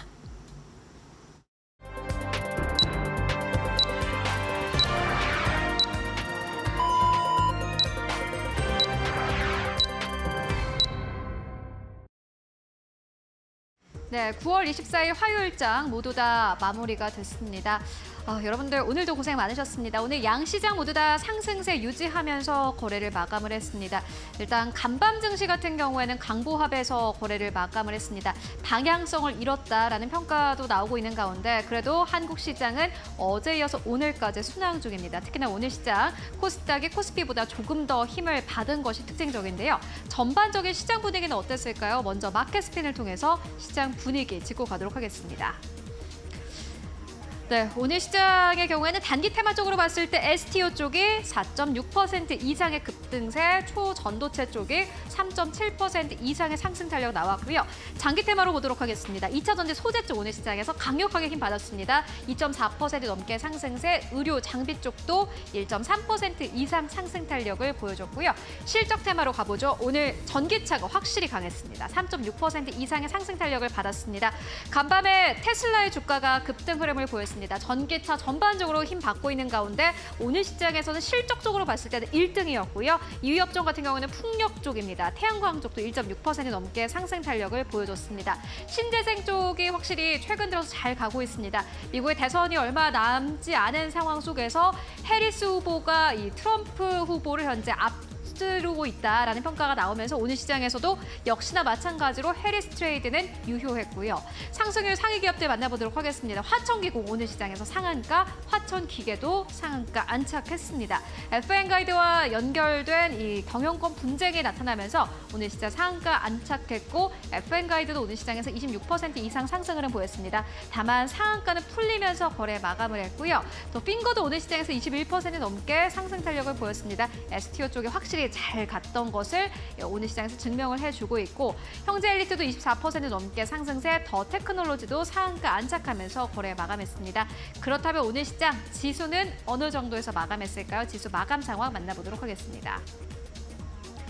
네, 오늘 양 시장이 상승세로 거래 마감했습니다. 코스피가 시간이 흐를수록 계속해서 상승 탄력을 아주 강하게 가지고 왔습니다. 보시다시피 2631선까지 올라가면서 거래 마감했습니다. 장 막판에 다 올려낸 셈이고요. 코스닥은 거의 2% 가깝게 상승 탄력을 받았습니다. 767선에서 종가 형성했습니다. 그렇다면 시가총액 1위권부터 5위권까지는 어땠을까요? 함께 만나보시죠. 네, 오늘 1위권부터 5위권까지 LG엔솔 4% 이상 상승 탄력 보이면서 1위권부터 5위권 가운데 가장 강했고요. 그리고 삼성바이오로직스는 결국엔 반락하면서 거래 마감했습니다. 약보합에서 거래 마감했고 삼성전자, SK하이닉스 1% 가까운 상승, 현대차 2% 가깝게 상승 탄력 받았습니다. 6위권부터 10위권까지를 함께 만나보시죠. 네, 6위권부터 10위권까지 셀트리온 강보합권, 우선주 강보합권, 기아가 0.5% 넘게 상승세, KB금융은 오늘 오히려 빠졌습니다. 3.5% 넘게 하락세 나왔습니다. 밸류업 지수가 이제 4시 이후에 공개가 될 예정인데 KB금융은 오늘 시장에서 오히려 자금 이탈이 나왔고요. 반면에 포스코홀딩스 1.5% 넘게 상승 탄력을 가지고 갔습니다. 2차 전지 쪽, 전기차 쪽이 확실히 오늘 시장의 주인공이었습니다. 코스닥의 흐름은 어땠을까요? 코스닥 1위권부터 5위권까지를 함께 만나보시죠. 네, 오늘 코스닥 1위권부터 5위권까지 에코프로 BM과 에코프로가 선전했습니다. 에코프로 BM이 6% 넘게 상승세, 에코프로가 9% 가깝게 상승 흐름이 나왔는데 HLB가 이에 따라서 3위권에서 4위권까지 빠졌고요. 4위권에 위치했던 에코프로가 다시 한번 3위권까지 진입을 했습니다. 오늘 시장에서는 바이오 쪽보다는 이 양극재 쪽 그리고 이 전기차 쪽이 확실히 강했는데 그 가운데서도 엔캠 확실히 9% 넘게 상승 탄력을 받았습니다. 실적주이기도 합니다. 오늘 시장에서 20만 원대 넘어가면서 종가 형성했습니다. 6위권부터 10위권까지를 함께 만나보시죠. 리가켄바이오 2% 넘게 하락했고요. 클래시스 0.5% 상승 흐름 나왔습니다. 오늘 전반적으로 제약바이오 쪽은 좀 쉬어갔습니다. 삼천당 제약이 2% 넘게 하락세, 휴젤도 3.9% 넘게 조정을 받았고 리노공업이 4% 가깝게 상승 탄력 받으면서 오늘 정말 오랜만에 상승했습니다. 19만 6,500원대까지 올라가면서 종가 형성했습니다. 지금까지 마감 상황 함께 살펴보고 왔습니다. 네, 국내 증시 양대 지수가 뒷심을 발휘해준 하루였습니다. 코스피가 6거래일 연속, 코스닥은 7거래일 연속 강세를 이어갔는데요. 시장 분석 계속해서 나눠보도록 하겠습니다. 이사님, 오늘 시장 어떻게 보셨습니까? 일단 우리나라 시장을 볼 때 전일 미국장이 휴장이었거나 전일 미국장이 좀 약간 강보합이나 약보합을 보여줬을 때 우리나라 시장이 굉장히 중요하거든요. 왜 그러냐면 우리나라 시장이 좀 자체 탄력이 나와주기 때문인데 오늘 뭐 지수 자체는 사실 어느 정도 이제 하반 경직성을 보여주고 있습니다만 시장에서 가장 큰 화두라고 할 수 있는 삼성전자가 바닥을 과연 언제 잡을 것이냐 네. 뭐 이런 부분 그다음에 오늘 2차 전지의 상승 돋보였던 부분 일단 2차 전지 상승은 센티멘탈적인 부분이 좀 강하긴 했습니다만 삼성전자서부터 좀 약간 말씀을 좀 드려볼까요? 네. 반도체 전 세계 이제 원톱 투톱의 IDM이 우리나라 이제 삼성전자 하이닉스인데 보는 시각이 상당히 좀 많이 달라졌어요. 어떤 시각이냐면 과거에는 우리가 반도체를 얘기를 할 때 반도체 경기는 걱정은 했지만 삼성전자는 걱정을 하진 않았었거든요. 그렇죠. 반도체 경기 크게 빅사이클 한 4년 정도로 이제 오르락내리락 하는데 메모리 업황이 나빠지면 삼성전자 실적 좀 나빠지겠지. 하지만 삼성전자니까 다시 올라갈 거야. 한마디로 좀 묻다가 가능한 그런 투자였었는데 기업이었었는데 지금 좀 많이 바뀌었습니다. 그 이유를 이제 어떤 지금 최근에 외국인들 수급에서도 좀 볼 수 있는데 과거에 단기간에 좀 세게 매도가 나오더라도 외국인으로 삼성전자의 매도가 차익거래 쪽에서 굉장히 많이 나왔었는데 네. 지금은 거의 한 달 가까이 거의 비차익 쪽에서 매도가 나오고 있다는 것은 이거는 이제 좀 쉽게 얘기하면 찐으로 좀 파는 거거든요. 삼성전자를. 근데 이 매도가 언제 마무리가 지고 다시 매수로 전환될 것이냐가 이제 시장의 가장 관심사긴 한데 네. 제가 앞서서 말씀드렸던 시장은 메모리 업황을 걱정하는 게 아니라 이제 삼성전자를 걱정하기 시작했다. 이게 어떤 시기냐면 과거에 메모리 경기가 좋아지면 삼성전자는 당연히 돈을 많이 번다. 그때가 돈을 가장 많이 벌었을 때가 사실 2017년도, 18년도였었는데 그때 당시 엔비디아랑 TSMC는 삼성전자 시가총액 절반에서 왔다 갔다 했었거든요. 한 6년 정도 될 것 같은데 지금 시장에서 외국인들과 삼성전자를 우려하는 목소리는 뭐냐면 이 메모리 쪽에서 삼성전자의 위상이 흔들리고 있다는 거거든요. 이제 파운드리서부터 메모리까지 한번 살펴보면 파운드리는 지금 현재 TSMC가 한 60% 초중반 정도 마켓시어를 기록하고 있고요. 삼성전자는 한 22에서 13%. 저 밑에 있고 불가능할 거라고 생각했던 중국의 SMIC가 벌써 삼성전자의 파운드리를 마켓쉐어를 절반까지 따라왔어요. 6%까지 지금 따라오고 있고 그다음에 메모리 쪽에서 뭐 부동의 1, 2등이긴 아직 합니다만은 중국 쪽에서 DDR4를 기반으로 한 이 창신 메모리 쪽에서 저가 메모리 시장을 굉장히 많이 잠식을 하고 있거든요. 우리나라 D램의 40%를 중국으로 수출을 하고 있는 상황인데 중국 쪽에서 이 저가 메모리 시장을 잠식을 하고 있다. 이것은 이제 뭐 단순히 경기 하강 국면을 예상해서 메모리 반도체의 경기가 죽을 것이다. 이 부분에 대한 우려와는 분명히 다른 부분이라고 생각을 하고 있고 삼성전자가 꼭 풀어야 하는 숙제라고 생각을 하고 있고요. 제가 네. 오기 전에 하나 좀 표를 보고 왔는데 준비 좀 했었어야 되는데 좀 아쉽긴 합니다만은 우리나라 지수와 거의 똑같이 움직이는 지표가 있습니다. 그게 OECD 경기 선행 지수인데 OECD 경기 선행 지수 같은 경우는 미국을 비롯해서 우리나라 그다음에 내노라는 기업들의 경기를 앞서서 볼 수 있는 지표인데 이제 네이버 뭐 검색창 같은 데서 이제 LCI라고 치면은 많이 나올 겁니다.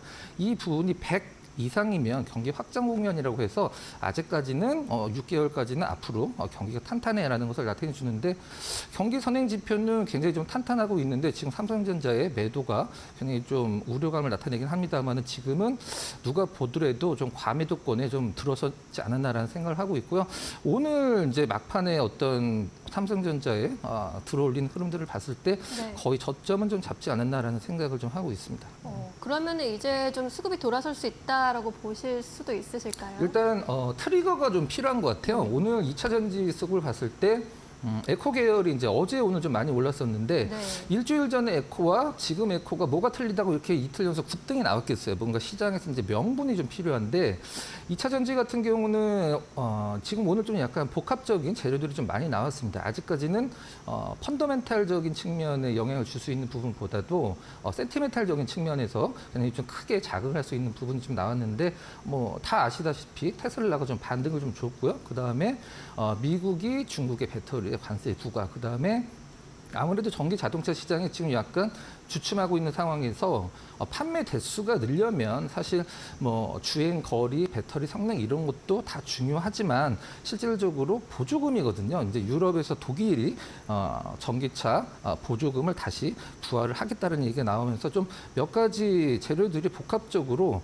2차 전지들의 섹터들의 어떤 좀 매수를 불러일으켰다고 생각을 하고 있는데 앞서서 말씀드렸듯이 아직까지는 조금 약간 센티멘탈적인 부분이지 이제 펀더멘털이 돌아가려면은 우선시 돼야 되는 게 딱 하나가 있습니다. 사실 지금 2차 전지의 양극재를 중심으로 한 그 소재 기업들의 하락을 불러일으킨 건 다름이 아니라 리튬 가격의 하락이죠. 네. 이 리튬 가격이 어느 정도 시장에서 좀 저점을 잡고 반등을 주기 전까지는 2차 전지의 어떤 펀더멘탈적인 부분은 크게 변하진 않긴 하겠습니다만은 가장 중요한 건 또 주식 입장에서 주가 상승을 불러일으킬 수 있는 가장 큰 부분은 무엇보다도 가격이죠. 지금 좀 많이 싸졌다라는 의식이 좀 팽배하기 때문에 약간의 좀 트리거만 시장에서 계속적으로 좀 공급을 해준다라고 하면 2차 전지 쪽도 당분간은 좋은 좀 투자처가 될 거라고 생각을 하고 있고요. 저번 이전에 나왔던 인터배터리에서 가장 각광을 받았던 게 이제 전고체 배터리 쪽이었었거든요. 이제 내일 이제 우리나라 배터리 쇼가 개막을 하게 될 텐데 얼마 전에 이제 인천 청라에서 있었던 좀 안타까운 사고와 맞물려서 일단 이번에도 전고체 쪽이 좀 움직이고 있으니까 개별주 쪽, 그다음에 테마 쪽 조금 매매 선호하시는 분들은 전고체 쪽에 관심을 두시는 게 당분간은 조금 수익적인 측면에서 좀 괜찮은 수익이 나올 거라고 생각을 하고 있습니다. 네, 이번 주 들어 상승세 이어가지고 있는 전고체 쪽에서 계속해서 관심 가져가 보셔도 좋을 것 같다는 의견을 정리해 보겠습니다. 이제 오늘 제일 또 관심을 가져갔던 것이 밸류업 그리고 뭐 금투세 관련 네. 토론 이런 것들이 있었는데 그렇죠. 내일장 전략 어떻게 세워보는 게 좋을까요? 일단 금투세에서 가장 중요한 건 지금도 이제 뭐 생방송으로 유튜브로 토론을 하는 걸 저도 이제 잠깐 보고 왔었는데 하자는 쪽과 하지 말라는 쪽의 이유는 다 사실 그 명확하거든요. 근데 하자는 쪽은 뭐 너무 당연하죠. 수익이 있는 쪽에 세금이 있다라고 하는데 이거에 대해서는 이제 시장에서 우리나라 개인 투자들이 가장 불만이었던 외국인과 기관과 형평성 문제, 공매도서부터 이런 일이 상당히 좀 많이 나왔었죠.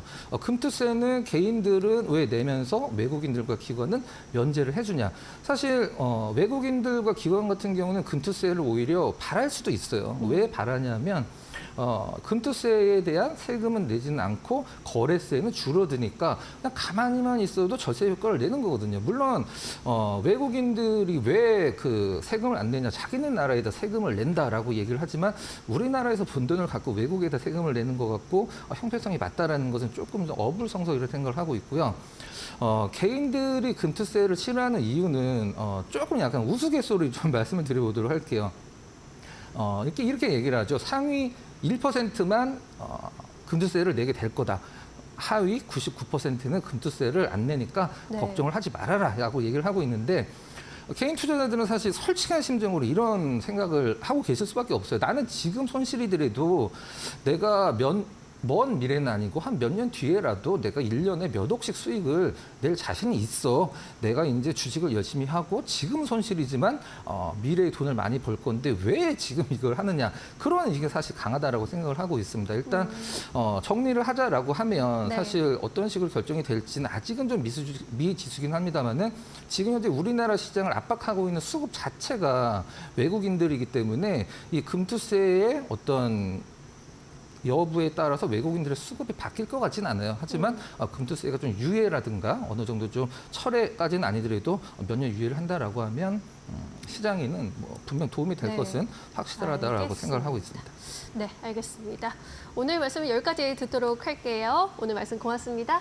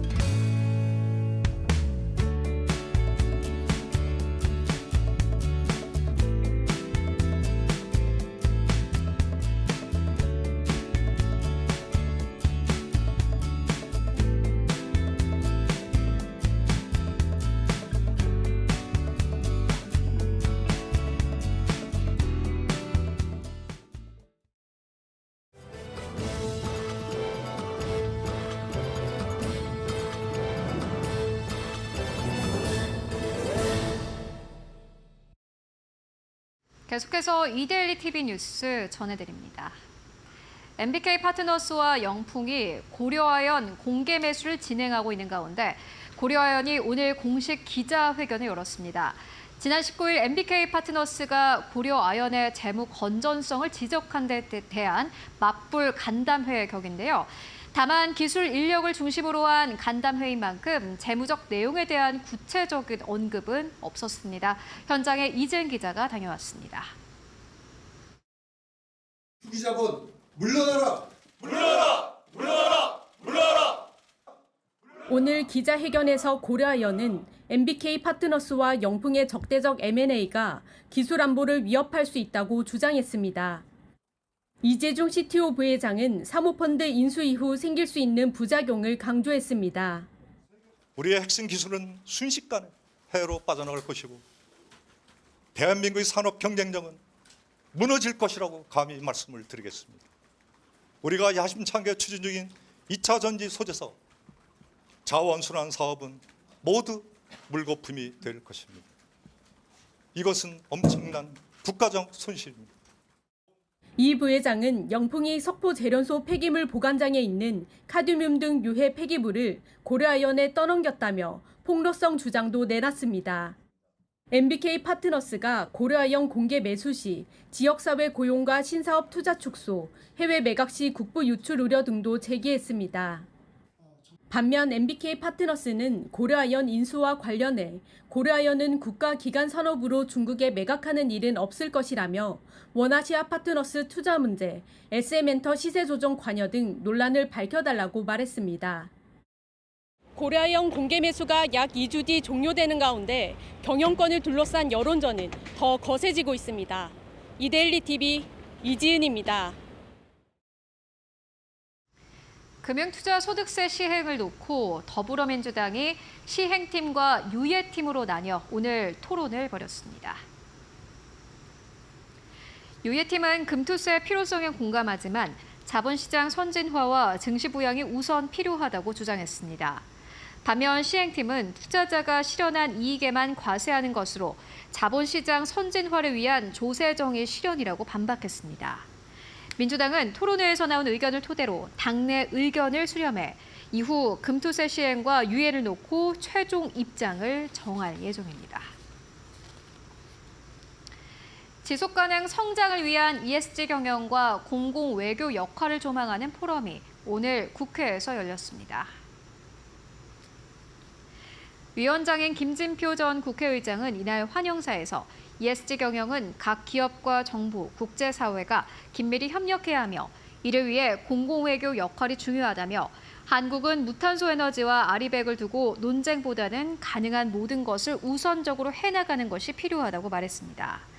이날 포럼은 국내뿐 아니라 중국과 인도네시아의 ESG 사례 소개를 통해 ESG 실천을 위한 공공외교의 역할을 짚고 협력 기회를 모색했습니다.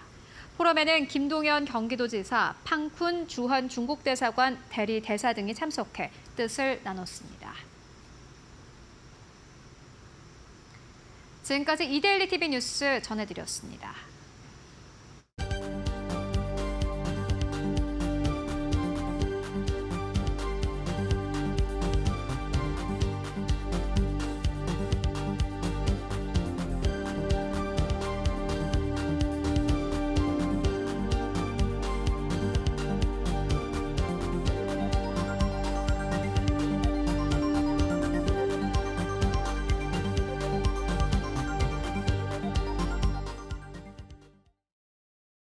네, 오늘 저희가 준비한 소식은 여기까지입니다. 내일 더 유용한 정보와 함께 돌아오겠습니다. 시청해주신 여러분 모두 고맙습니다.